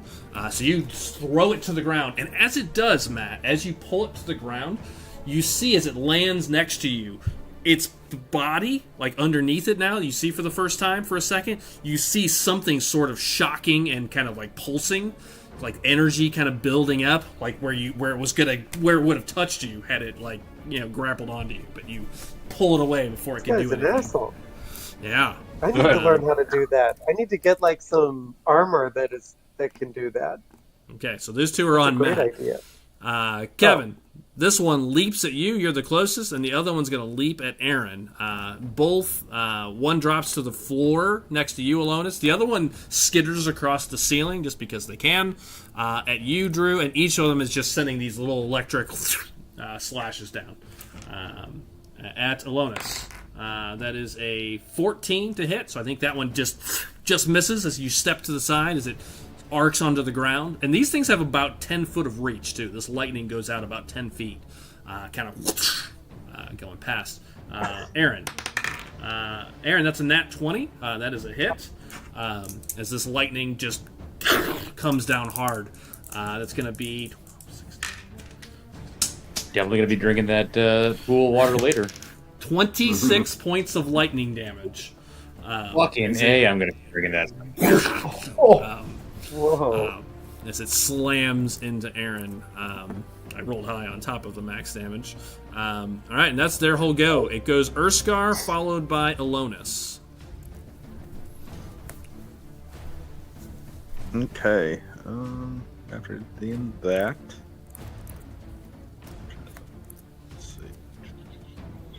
Yeah, that's a lot of fun. A lot of damage.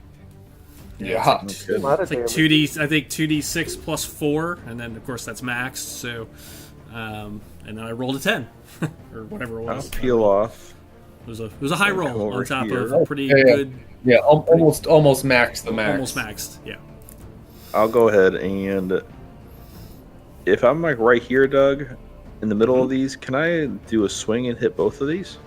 Yeah, my those right are hand both. left? Yeah, the one next to Matt is technically on the wall just for color purposes. The one is next to Alonis on the ground. So yeah, you can hit one and then swing over to the other. Sure, if you've got 2 attacks now, you may. I do have 2 attacks now. Okay.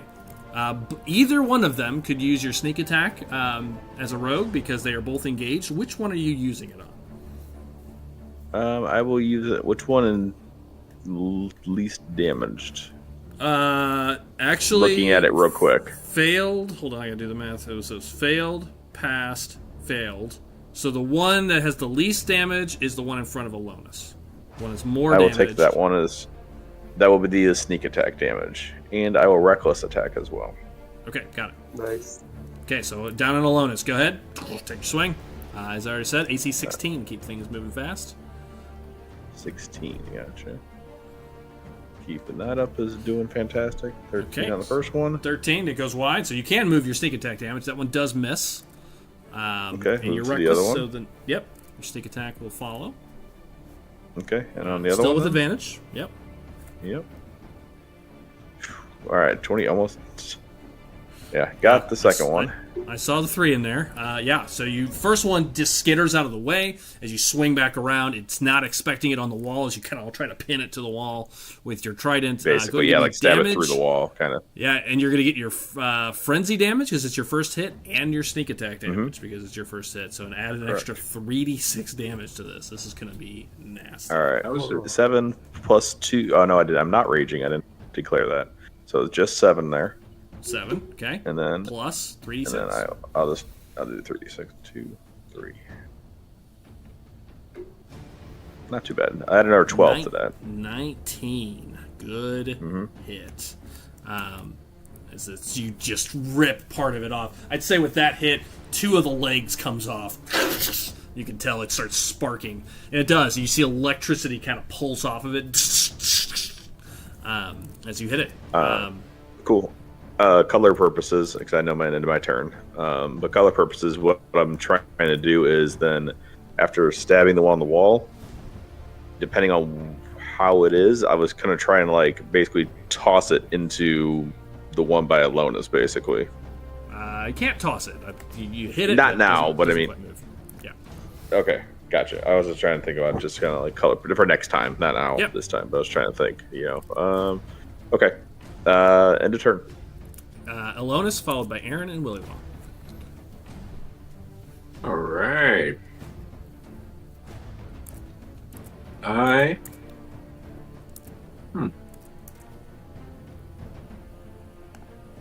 If I use it...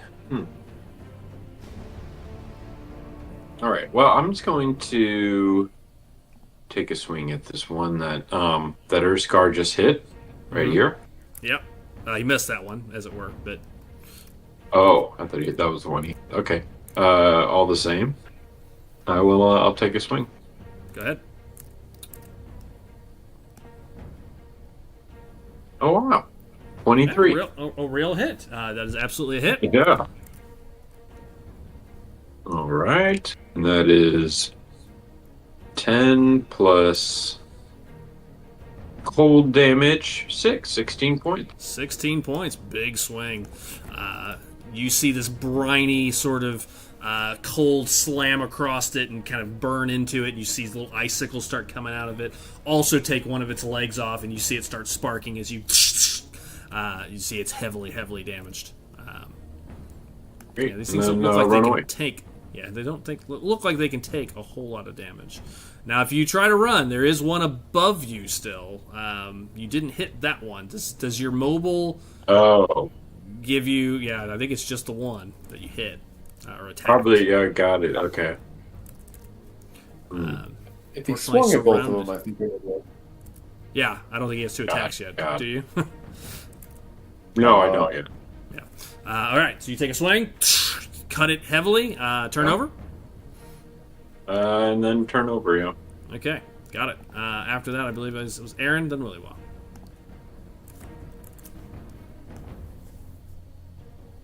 Oh, I could have moved one over before I made the attack. It would have worked. Oh, well, anyways. I am muted. Thank you, Joel. I'm going to move there, and I'm going to shoot this one that's right in front of me. And depending on how that goes, will depend on what I do with my bonus action. Okay, got it. Nice.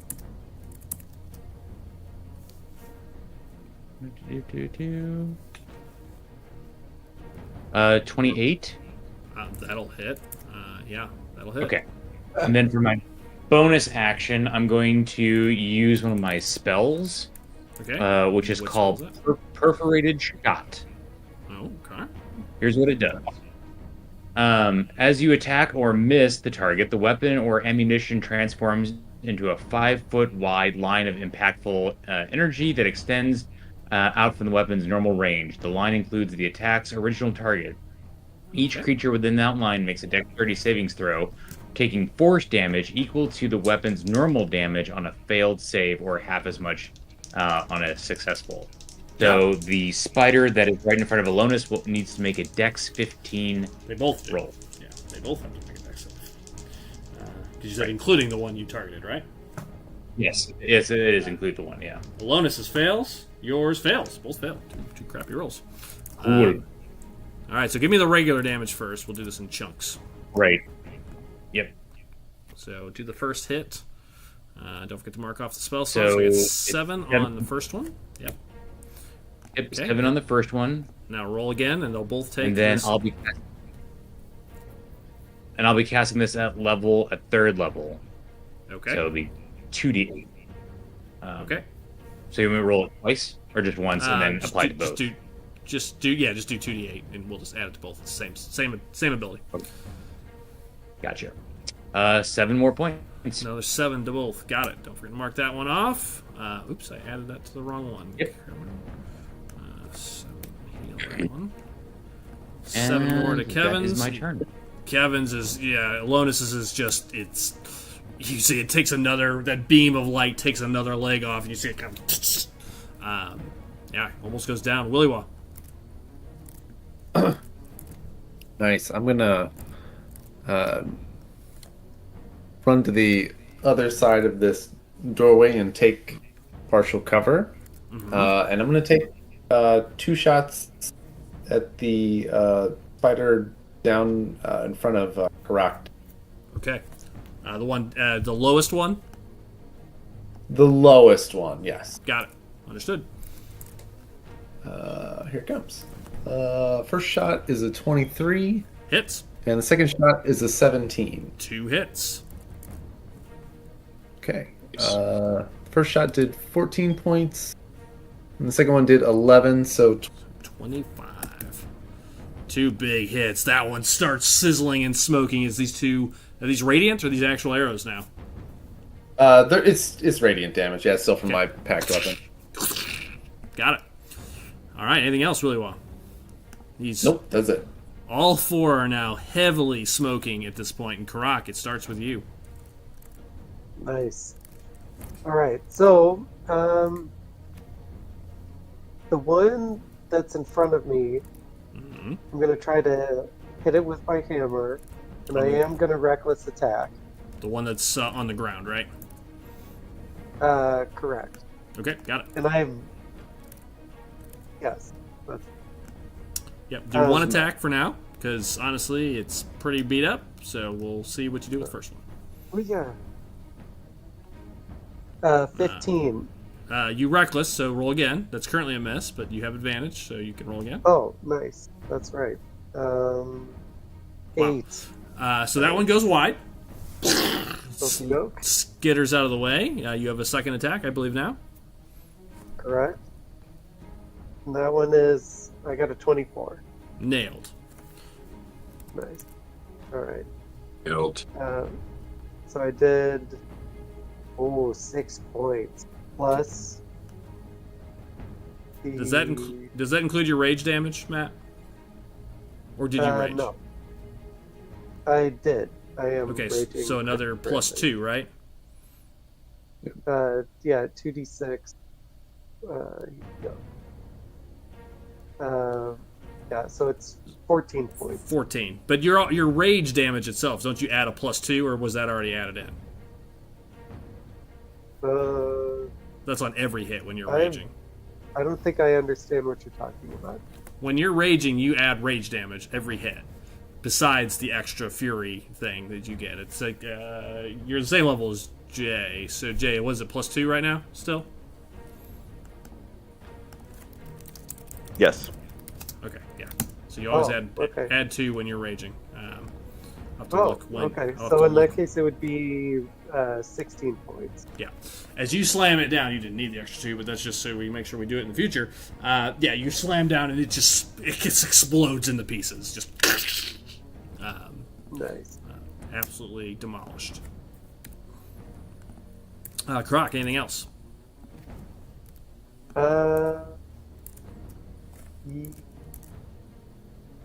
Yes. I'm gonna pivot and I'm gonna come over this way. Okay. Turn over? Yeah. Turn over. Okay. Karak. This one in front of you attempts to grapple you. Once again, it leaps off the wall, trying to grab onto you. So He uses his action to try to grab you. Bring it. 17. What do you got? With advantage.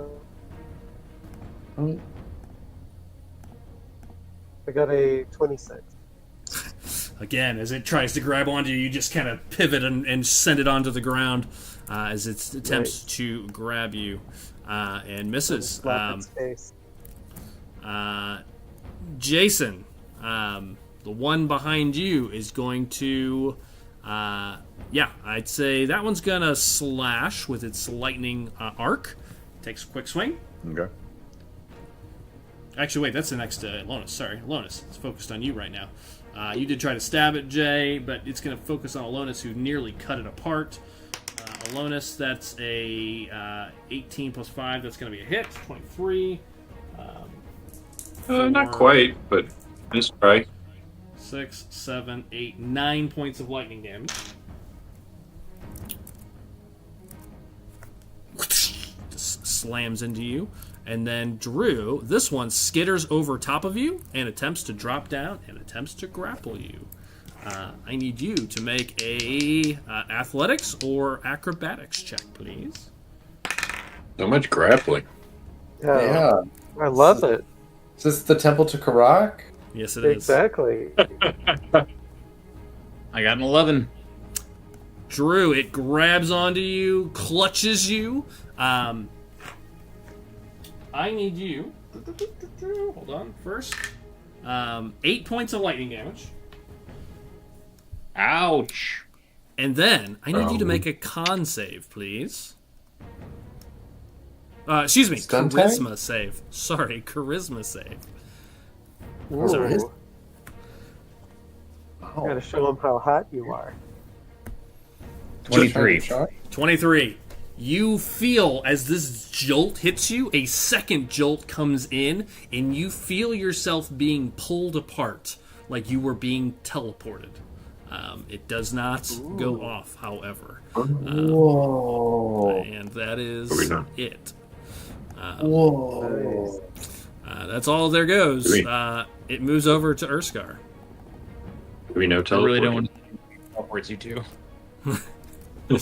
I'll tell The you dungeon. I'll tell you Yeah. later. I'm sure it does. We'll find some. Possibly a small little prison cell. Stab the one next to spin around and then start 2 attacks on the one next to Alonus. Okay, got it. Yeah, Alonus, look out. Yeah, it's beating up on him. Don't hit me again. Keep up with your reckless attack, please. Okay, go ahead. Don't hit me again. 17, barely. That's a hit. Yep, it's a hit. First one, the and other you one, get to add all your extra 3d6. Okay, and well, 2 hits. we'll hold on that one because it may not matter, but you can move. You Okay, can turn just into in another one case. if you want. Yeah. Alright, so I'm not raging yet, so 12. 12. Got it. That plus all the another extra 10. damage. Yeah, you just absolutely destroy it.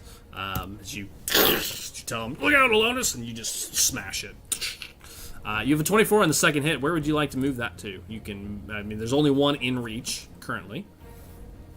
Yeah, the other one that's in reach, then, please. Yep. Go ahead. So that's a hit. You already rolled. So go ahead and just do the damage. Yep. 6. Got it. 3 more. Nope, that's it. The snake attack's only on the first hit. Yep, you're snake right. and the Sorry. fury. Yep, all good. Whoop. Yep, that's right. So, Spat it around. Doesn't have quite the effect as the first one, but does a good hit. Anything else? nope. Alonus. Okay. Rush over to this one that is currently grappling Yeah, Aaron it's on Drew. Just holding him. and stab through it. Okay. Attempt to stab through Yeah. it. Go for it. Oh, a 20. Hit. It turned around on us here. A little bit. Rough start. 10. And That is 12 points of damage. 12. Yeah, this one you take another leg off. Start sparking further, smoking.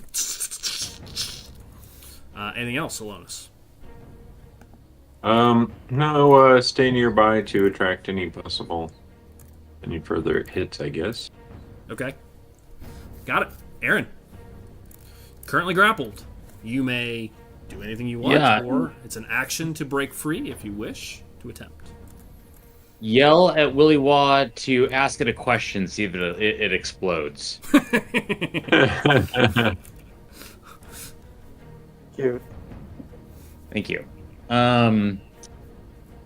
So yes, so I can attack it. I'm not still correct.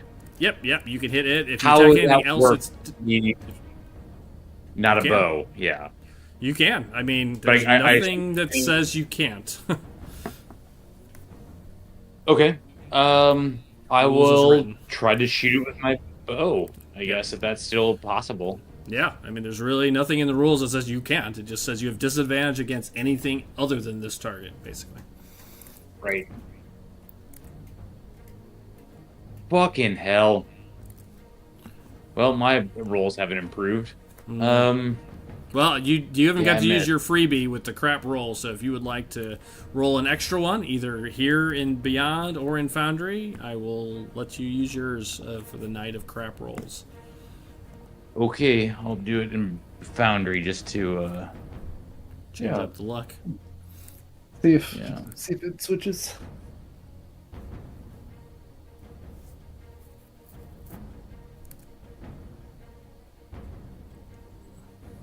Yeah, roll. I was thinking about it. Maybe. Here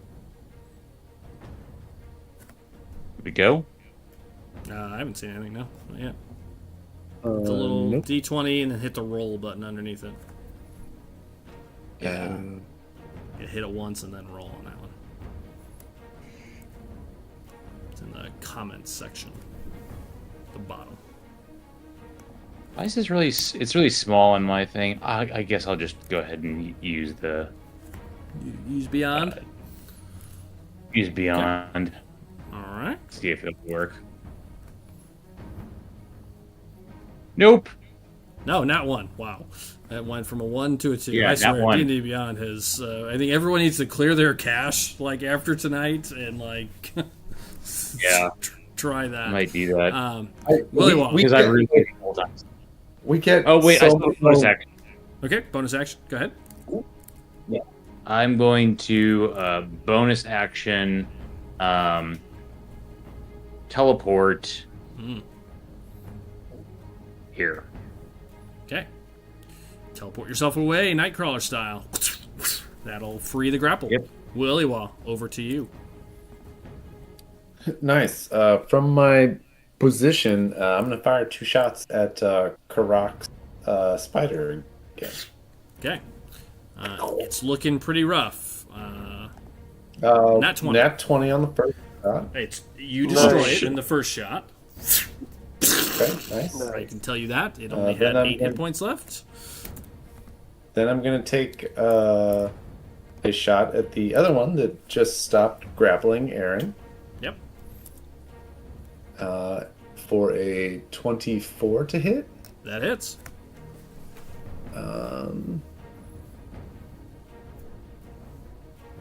For 11 points of damage.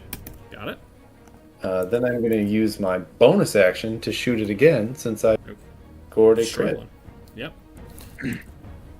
Yep. for a 20 to hit. That hits. For another 8 points of damage, 19 You total. send a shot. The second shot, you see it just shatter. Taking us back out of initiative. Whoa.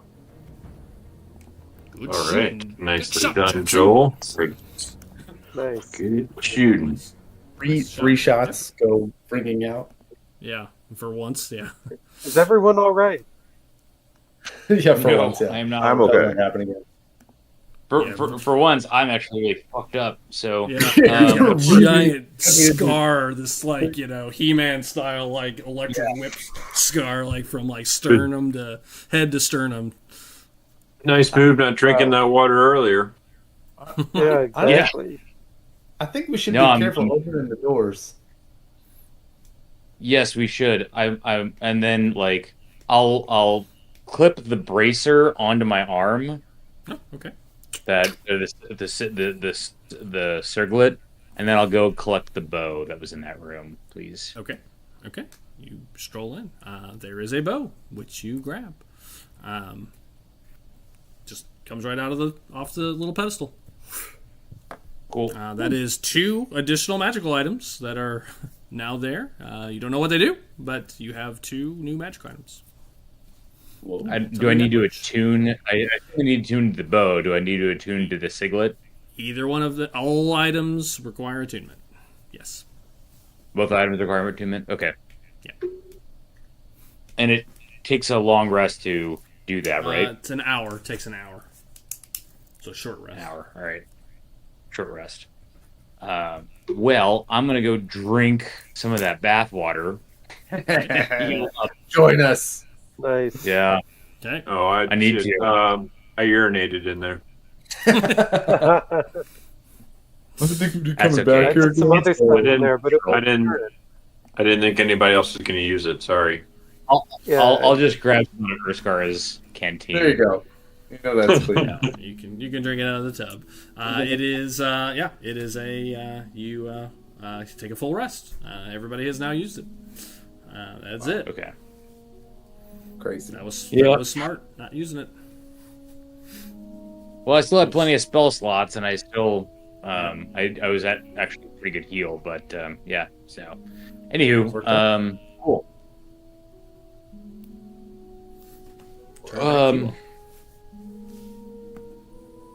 I'm wondering if I should attune to this siglet before we move forward.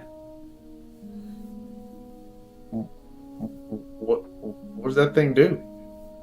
I think it might be the key to helping making sure that we like don't trigger any more alarms. Well, didn't you say something about hitting buttons in the basement? I mean, Well, the buttons in the basement were to open the northern door. yeah, but what if it opens all these other doors too? A fair point. Could be. Good point. I mean, we can go do that first and then try all the other doors before going in the big one. Okie doke. I'm okay with that. Or what if all the doors get open and all the doors, when they get open, no matter if you have that thing on your wrist or not, force things to come attacking us out of them, and then we've got an entire place full of things attacking us. What? But you said there was gold behind those doors, right, Alonis? Maybe, or more spiders. Give them a wing. I'm just saying, if we go downstairs and open all the doors all at once, that means everything that could possibly come out as a trap to attack us would come out all at once. I mean, this all seems like some type of security, Right.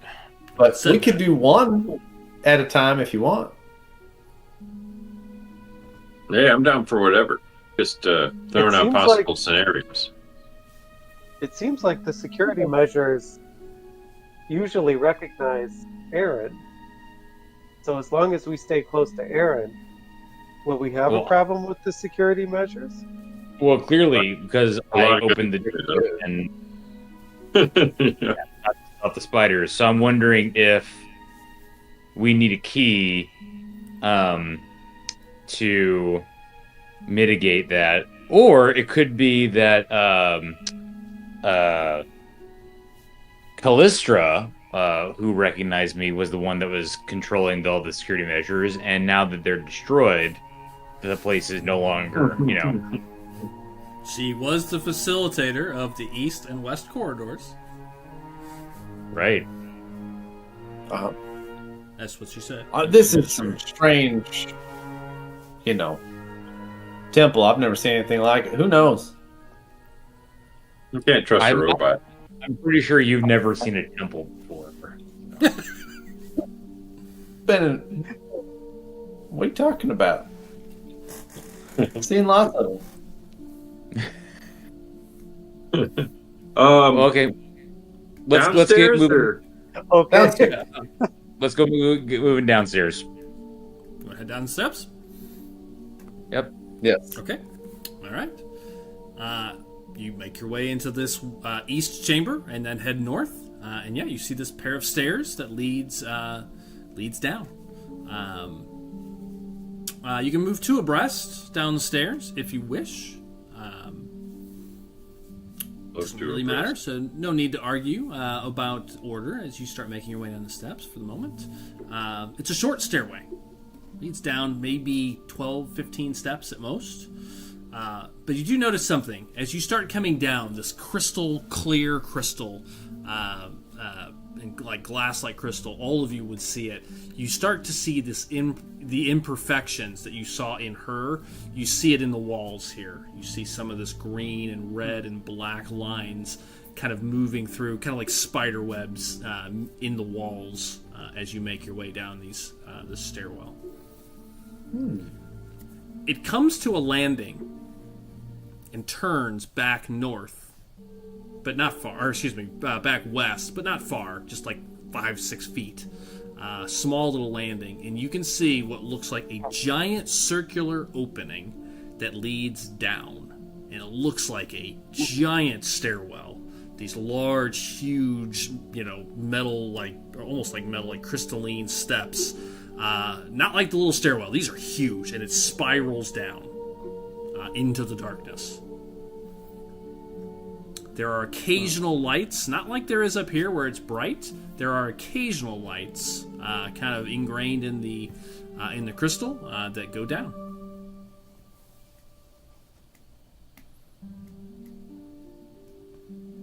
You can easily walk two abreast, almost three. These steps are so wide.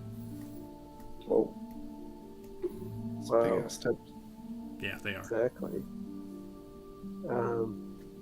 It looks like it I'll goes go down down over 100 feet. Probably, you could see, probably the bottom. It looks like maybe 150, 200 feet down. It's this giant, sprawling staircase. Whoa.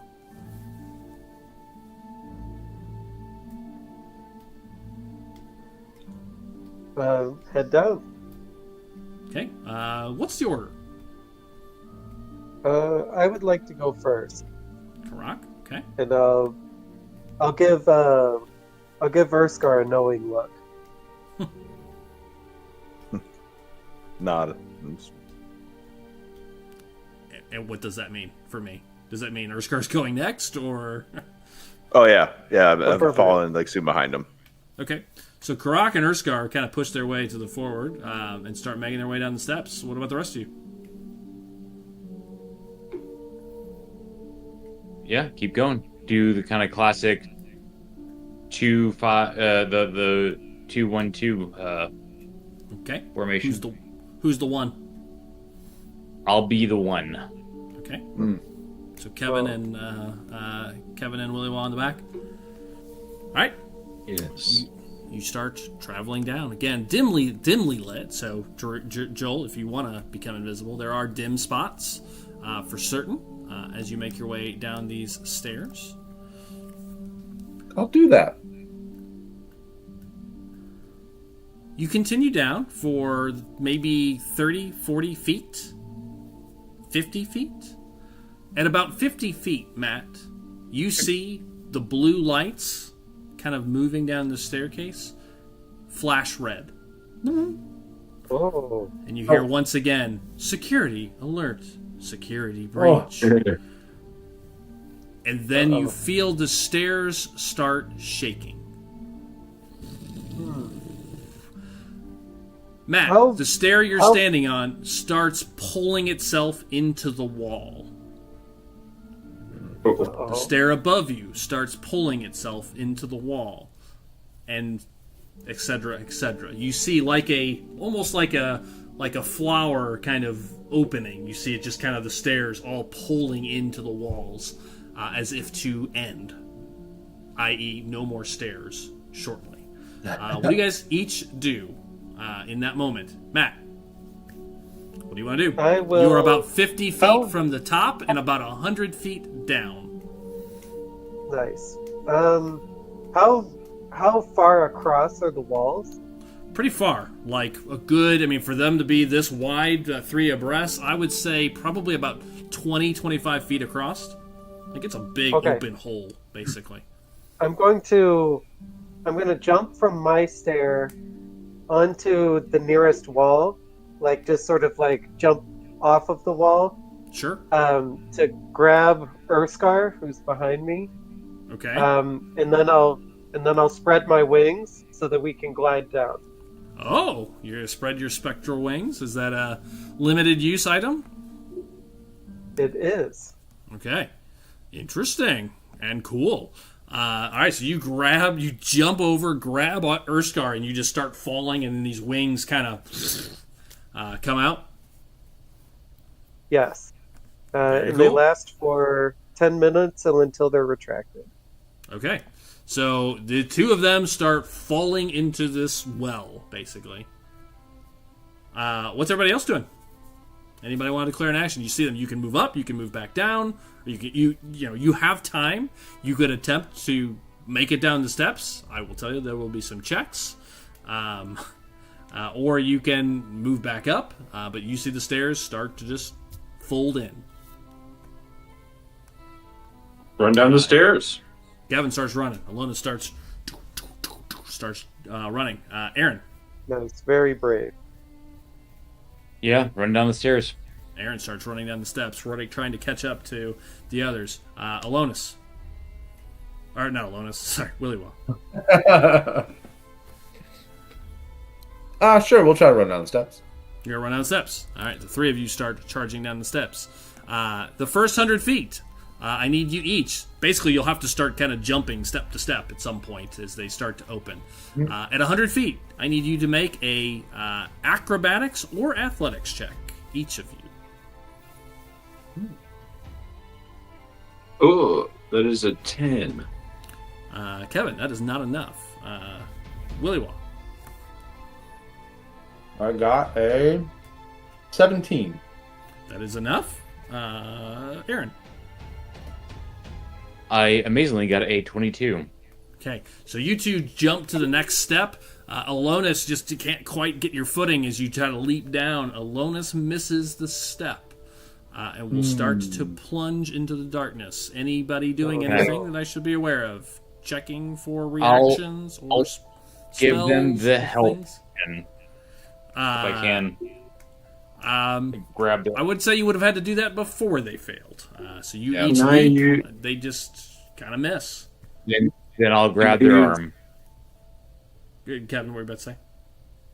Oh, can I use a bardic inspiration, or is it too late? How does that? I never remember when that needs to be declared. You have to do it before. You need to before you know the action, or before you know the outcome, I think. Got it. Yeah. All right, so he leaps, falls. You're gonna try to grab him, Drew. I will allow a one check. I will call it an athletics check to try to grab his arm as he goes down. Sorry, Kevin. All right. Nice. Doug, as I see Aaron go to grab him, Yeah. I'm just gonna, just fall off the side, Okay. and say, well, we could have just gone down the fast way, and I'm gonna cast Featherfall. Okay. On all three of you. Yeah. Okay. Well, Kevin, then you avoid 10d6 bludgeoning damage that was coming your way. Good. At the highest point, it goes down depending on if a fail occurred. Wow. It's started at 100 feet. That's 10d6. So then it goes down from there. So you all float. I mean, I wrote this months ago, so you guys have some cool abilities that makes this trap really not much. And the five of you, in different ways, float to the bottom without any trouble. Whether you run or not, it doesn't really matter. With Featherfall on, there's no risk. But you guys make it down to this lower level, and as you look up, the stairs just completely open up. It is now just a just a cylinder that leads up. There is no way up now. Whoa. Well, we'll have to deal with that at some point. Right. So that's a thing. Yeah. Yeah, we probably look up. Well, we probably got enough rope to get back up there. Getting down was easy.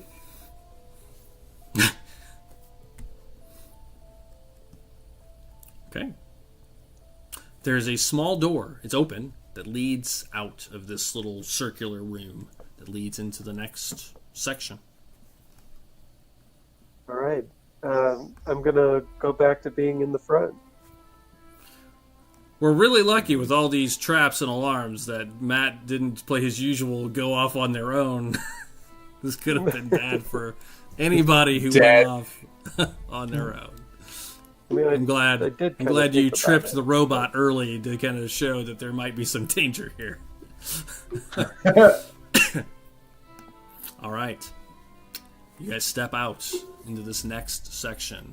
Keep us moving here.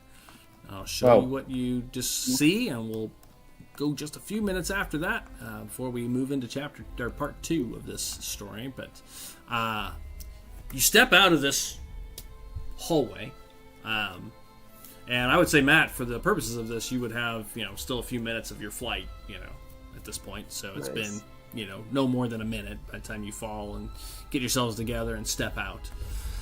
The door opens, or this doorway opens into a huge chamber. Massive. Okay? It's a massive chamber. And you are standing up basically about what looks like 50 feet up. You're on a completely crystalline platform. It's huge. You can see a ladder ahead of you that goes down into a chamber. As you look over the side of this, you see a giant open space. And in it is floating platforms just floating over nothing. You see no bottom. It is just an open chamber with over 1, 2, 3, 4, 5, 6, 7, 8, 9, 10, over a dozen floating platforms just hovering over this darkness. And you can see chains connecting them, like it's just floating there in space, basically, over this giant chasm. And I will put you guys on the map with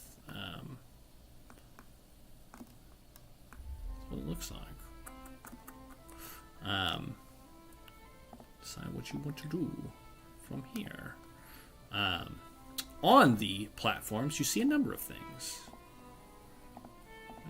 Where are you guys? Actors. Oh, I have Spider highlighted. That's why nobody's showing up. Still. Players. Starfall. Aaron. Boom. Alonis. Boom. Karak. Boom. Urskar. And Willywaw. And I will activate. Why can't you see Darkness. anything? I probably forgot to turn the lights on. Lighting. Oh, it says there's... Oh, is there a wall there? Oh, there is. Yeah. Willy Wall. Let me get rid of the Willy Wall.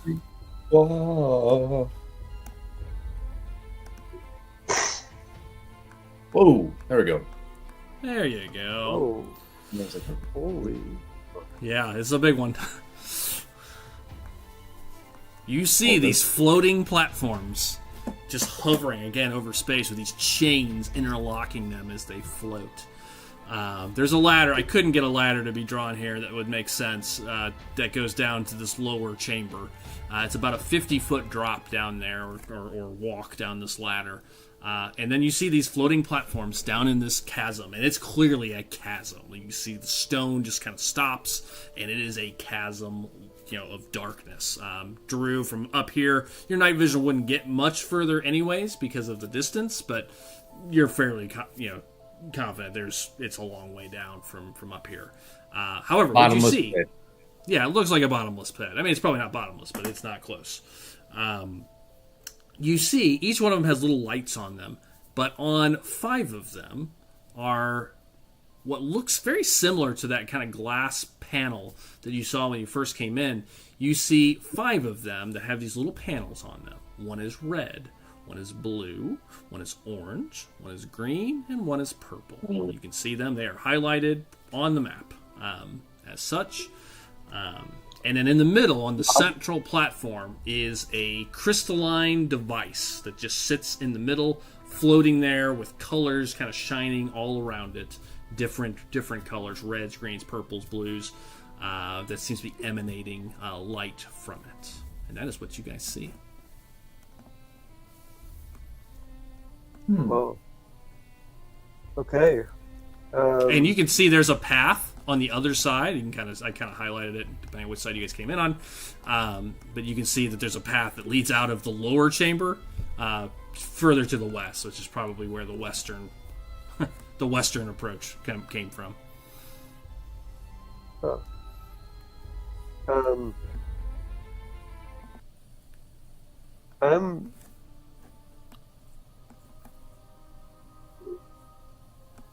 I think we should investigate this more closely. I'm going to go down to this platform. So you start. You're just gonna fly down there, I assume. Yeah. Okay. So Matt flies down there. You guys, we're not in any kind of initiative or anything like that, so you guys can just kind of color out what you want to do, if anything. Say, do, discuss. Slide down the ladder. You gonna go down the ladder? Yeah. Lonus makes his way down the ladder. Okay. I will follow behind Alonis. Okay. How long does Featherfall last, by the way, Joel? It's till you hit the ground. Oh, that one time. Okay. It basically saves you in case you emergency need to. Yeah. Like that? Like when Doug literally pulls the rug out from underneath you? What just happened? That is exactly what that is for. That's why it's a reaction spell. Yep. Well, that's why I asked. I knew you had it. I was like, well, this trap, I should have rewrote the trap. But I was like, I wrote this on purpose. This is what they had. I don't need to be a jerk about it. It's just a trap that has no value. You knew I'd use a roll a slot. four. Well, it makes you use a slot. That I don't know how many times you can do that. So I can use it for free once per day. there you go. It's an Air Ganassi ability. Based on the bottomless pit we're looking at, it could have been valuable to have again. It might be nice to have it again. Yeah. There. I mean, So maybe given the that's a trap bottom did. Yeah, well, yeah. If it's bottomless, if it's not bottomless, then If it's bottomless, might as well fall fast rather than slow. Not saying it's bottomless. So those two start heading down the stairs. What about Aaron and Willywell? You said it's 50 feet down? Yeah, it's about a 50-foot ladder that leads down. Is there anything to tie a rope onto up here or no? Just a ladder, and the ladder looks secure. It's like attached to the like part. It's there's nothing structural here. It's all crystal, so it's like grown out of the wall. Gotcha. I'll climb down the ladder then. Okay. Willywell's heading down there. Aaron, what about you? we go down the ladder. Everybody just Go heads down down the to the ladder. next. Yeah, everybody heads down to the next platform. Okay. You guys are on the lower platform now, kind of in this section. Great, keep moving. Go down further. Yeah. Go down the stairs. Okay, Exactly. so Alona starts heading down the I'm gonna steps. go down the stairs. Okay, I'm gonna put Alonis down the steps. Anybody else? Okay, you guys can. Croc starts flying down. Also go down the stairs. Where else going? I'll also go down the stairs. Okay, everybody heads down the steps. Willywell? I'm gonna head to the edge in the middle there and pull my bow out. Get ready to shoot something. Waiting for the next security alert. Waiting for the security alarm to go off because it just keeps going off in this. Oh, I was going to kind of stay back in the back, so Okay. kind of like stand next to Willy Wall and kind of Okay, stay up. try to observe everything. Yeah, Okay, the three of them Kinda make their way down. Yeah. try to use like my say hunting skills, but it's kind of like looking for anything abnormal, any abnormal movement and stuff like that from up high, so I have a better vantage point. Okay, kind of looking around. Yeah. Can I cast level 2 Armor of Agathis on myself? Okay. Everybody's paranoid? Check. Yeah, I was gonna Should say. we roll for paranoid Um, rolls? I just know I'll need it at some point or another here. Right. Possible. I say nothing. You know Doug didn't make this for nothing. Well, right off the bat, there is no clear path. I mean, now it is for Matt currently, so this really potentially messes with my my plan now. Oh, yeah? I will tell you, Fly around? he can currently fly. Otherwise, I mean, it is a jump to, depending on which platform you want to look at, may have a different need. You can also, those chains that are kind of attached, you can see they're just attached into the living crystal. You could definitely make your way across these chains. Oh my God. It will require a check. That is what you Ooh. see ahead of you. That's terrifying. What? Isn't it? Really, it actually is terrifying. Yeah, Yeah. I mean, the way that this. I mean, you just kind of website imagine has this- been going, Yeah, well, yeah, that's especially true. But yeah, you just kind of imagine this ancient, like, just, you know, in my mind, like these ancient floating discs of crystal, you know, and they look like stalactites. You know, you can kind of imagine, kind of like you know, just these just floating, and they're just floating there, and it looks like they're being suspended by these chains, these old ancient chains. But some of them don't have chains. You can just see they're just hovering there. Some deep magic has created this place, and they just hover there in place. And every once in a while, you hear the chains sort of like creak, like.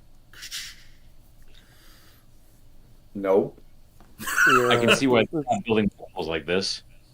Yeah, OSHA got involved and was like, "Nope, I'm sorry." This is Sorry. bullshit. Those platforms need to have railings. You know, Not even a clear way to walk onto them. All right, let's make my way to the green one. You make your way down to the green one. Yeah. Okay.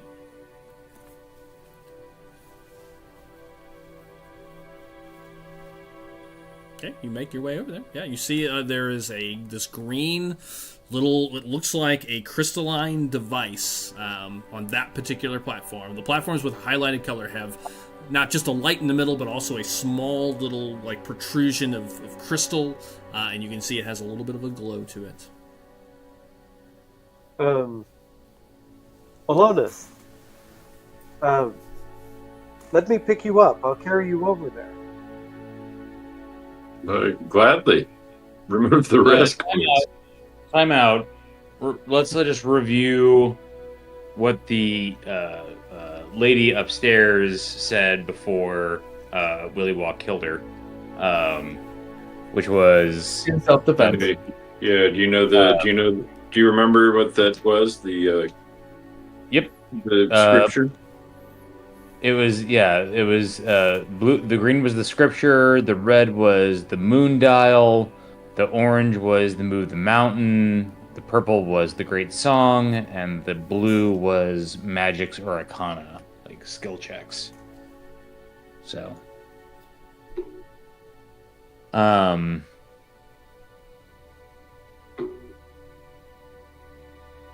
I can't speak to that, except for which one was the great song? I might have Great an Song. advantage there. The purple. Purple? Nice. Well, I inherently like that one. That's the top Right. one. right. Time. Purple's kind of hard to see in the color choices, but it's the top one. Blue one is the bright Weird blue. time. That looks purple. Yeah, it's mostly purple. Aaron, do you recall the scripture that we were to read on the green one? I will. Aaron, that'll I be. assume. Well, Yeah, it'll be I'll just tell you the mechanic here. It will be a religion or a history check that'll have to be made. right. I'm going to reset up what I initially had, which was to cast enhance ability. It's still on. Um, You guys didn't take an hour. It's still up. I took damage. I'm sure I dropped it. Oh, is that a Concentration. concentration spell? Uh-huh. Oh, okay. Then yes. Again, cast it. Yeah, you took like 26 points. 26, Yeah. uh, You could 13. con check it. Feel free to con check it. It's a DC 13. I mean, it's not Do a it. huge roll Do for it. burning a spell slot. I mean, the way you're rolling, it probably won't happen. There you go. Oh yeah. Dropped it. And based on that, I don't know that anybody should be walking across these things No. right now. No, Doug. Or ever. So this is where the game ends because we all turn know around and that go the home. end. We Yeah. said if we're Could, ready to get does anyone have a In terms rope? of yes. Maybe we could buddy we system. could tie the groups to each other so that when someone falls, when they numerous roll in that people one, fall. we can at least In- someone will be able to grab them. in the DPK in the like Dungeons and Dragons, this would be the TPK equivalent of like dying on the toilet. You know, like Heart attack. yep. All right, let's Okay. keep it. Who's going to the green here then? I don't. My history and religion Right. sucks. So Yeah, good. I have Great idea. advantage. Oh. So their history and religion are both the same. So I'll go ahead and make that check. I'll make my way down to the green. All right, you're making your way to the green. Okay, and how are you going to get over there? Just for clarity. great question. Would you like to jump, walk, or other option? I will. I mean, I Jump. guess I can take you if I'm not taking Alonus. Nope, I'll jump. Okay. It's also Athletics. the closest one. Yep. Yeah. It's an athletics check.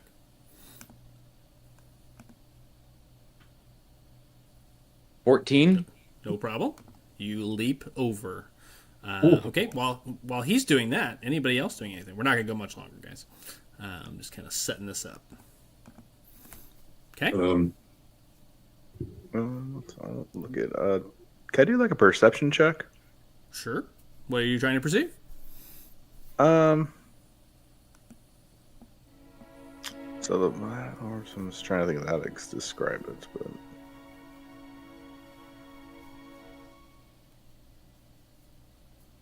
any movement on. If I see which area, any kind of movement of things like from I can see in the lighted areas, like where the main area that's Sure. all like kind of like glowy and Glowy. stuff, Here. right in the middle. Okay. And then kind of where they're moving too, like Okay. Just looking for anything moving around them. yeah, I kind of scoot Okay. to that side as they move to that side. Yeah. And Okay, make yeah. a perception roll for me. yeah, if you don't mind. Yeah, he stays up there looking. What's the rest of you doing while Drew jumps across? Anybody taking anything, or are you guys waiting? Karak, why don't you take me to the purple one? So we can sing our song. Honor. It would be my honor to take you to the purple one. Maybe we'll learn a little bit, or teach you a little bit about my culture. So we'll go this way. Okay, you're just gonna fly him over. Yeah. Okay, We'll I'll just just fly I'm a over very to the good purple. I'll just musician. move you over. Okay, they're on their way over there. Willy Wall, what are you doing? While Drew is jumping over there. I don't know. I assume the chains are supposed to be the safest way to. Is my assumption. Looks like that's they're big. Like, these are not like tightrope chains. I want to be clear. These are big, Yeah. thick. Like imagine like the Yeah, anchor yeah. chain for a cruiser. Like a For a giant cruise ship. Kind of chains. Like, Yeah, is it pretty- easy? I mean, is it like a guaranteed? No. No. Yeah. Nice. That shit's probably about right. I'm going to get my rope out. Okay, smart. I'm going to tie it around my waist. Mm-hmm. And then I'm going to tie a like a circle around the chain. Sure. Almost like a safety harness type of thing. Yeah. And then attempt to cross the chain. Okay. Sure. You're gonna walk over there with Drew. while he's starting to move up towards that. Go ahead and make a dex. Well, you're going to be. I'd say that's. I mean, unless Drew decides to wait a long period, you're going to be making your little rope harness while Drew's walking over there. So you're kind of there. Jason, what's your perception roll? 26. Yeah, 0 movement. You feel confident. It's quiet as they make their way over there. Okay. Drew, yeah, you're first. I mean, unless you're going to stop and wait or do anything, there's a little green glowing gem device sitting there.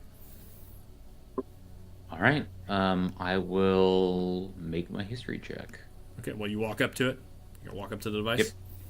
Yeah, as you walk up to the device, as you walk up to yours, and I would say Kevin and Matt, you're kind of mid-flight, because this is all, again, trying to do this kind of semi-real time here, kind of making your way over, kind of just getting ready to land. Joel's doing his thing. Jay is kind of looking over. Then, you get this green node. You hear this voice. As soon as you approach it, Drew, you start to hear a voice, and it says, it basically starts to list. I don't have one for everything by any means, but you hear it basically ask a question in your mind as soon as you approach it, and it asks you to recite the text, and it gives you literally a chapter and verse. Okay. Whoa. And it's a history or religion check. They're both the same, so. Okay, and you said you have advantage while you have that ability on. Yes. He's taking drugs. Okay, Yeah. make your roll. Just pop all. Probably the last roll of the night. Oh yeah, they're both intelligence checks. Oh my god. Jesus. Again, I'm saying everyone should clear your cache after tonight. I did. Holy moly. Oh, did you? I did. Wow. I don't know if that has anything to do with it. I think it's just. Has anybody rolled a 20 tonight? I mean, I haven't rolled a natural 20. Ever. There's a couple nat 20s, but with advantage. There was. You had one. Joel had one. There's a couple, not a ton. It's. I feel like the balance is way out of whack. It's been way out of whack tonight, so this will be a good place to stop before the rest of these rolls happen. Drew, you can't quite remember that exact phrase, and it's about to ask another one. And don't worry, whether you failed or not, this was going to happen.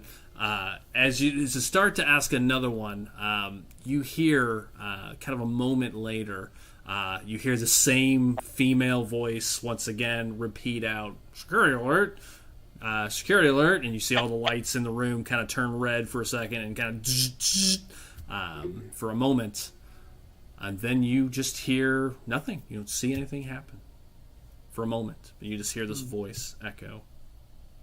Jason, with your perception roll of a 26, I would say you would hear it and see it before anybody else. As everybody's there kind of looking, you guys land, you guys hear this and kind of look around for a moment. Joel, you're just finished tying your rope. When you hear, Jason, the flapping of wings. Oh. Karak, quiet down. What do I see? As you have the best view because you're looking down. As you're looking down, you see movement in the shadows from the glowing lights of the place. As you see a pair of wings start coming up from the depths. And Jason, you see a dragon. Don't joke Jason. about that. Whoops. Dragon. I screwed that up.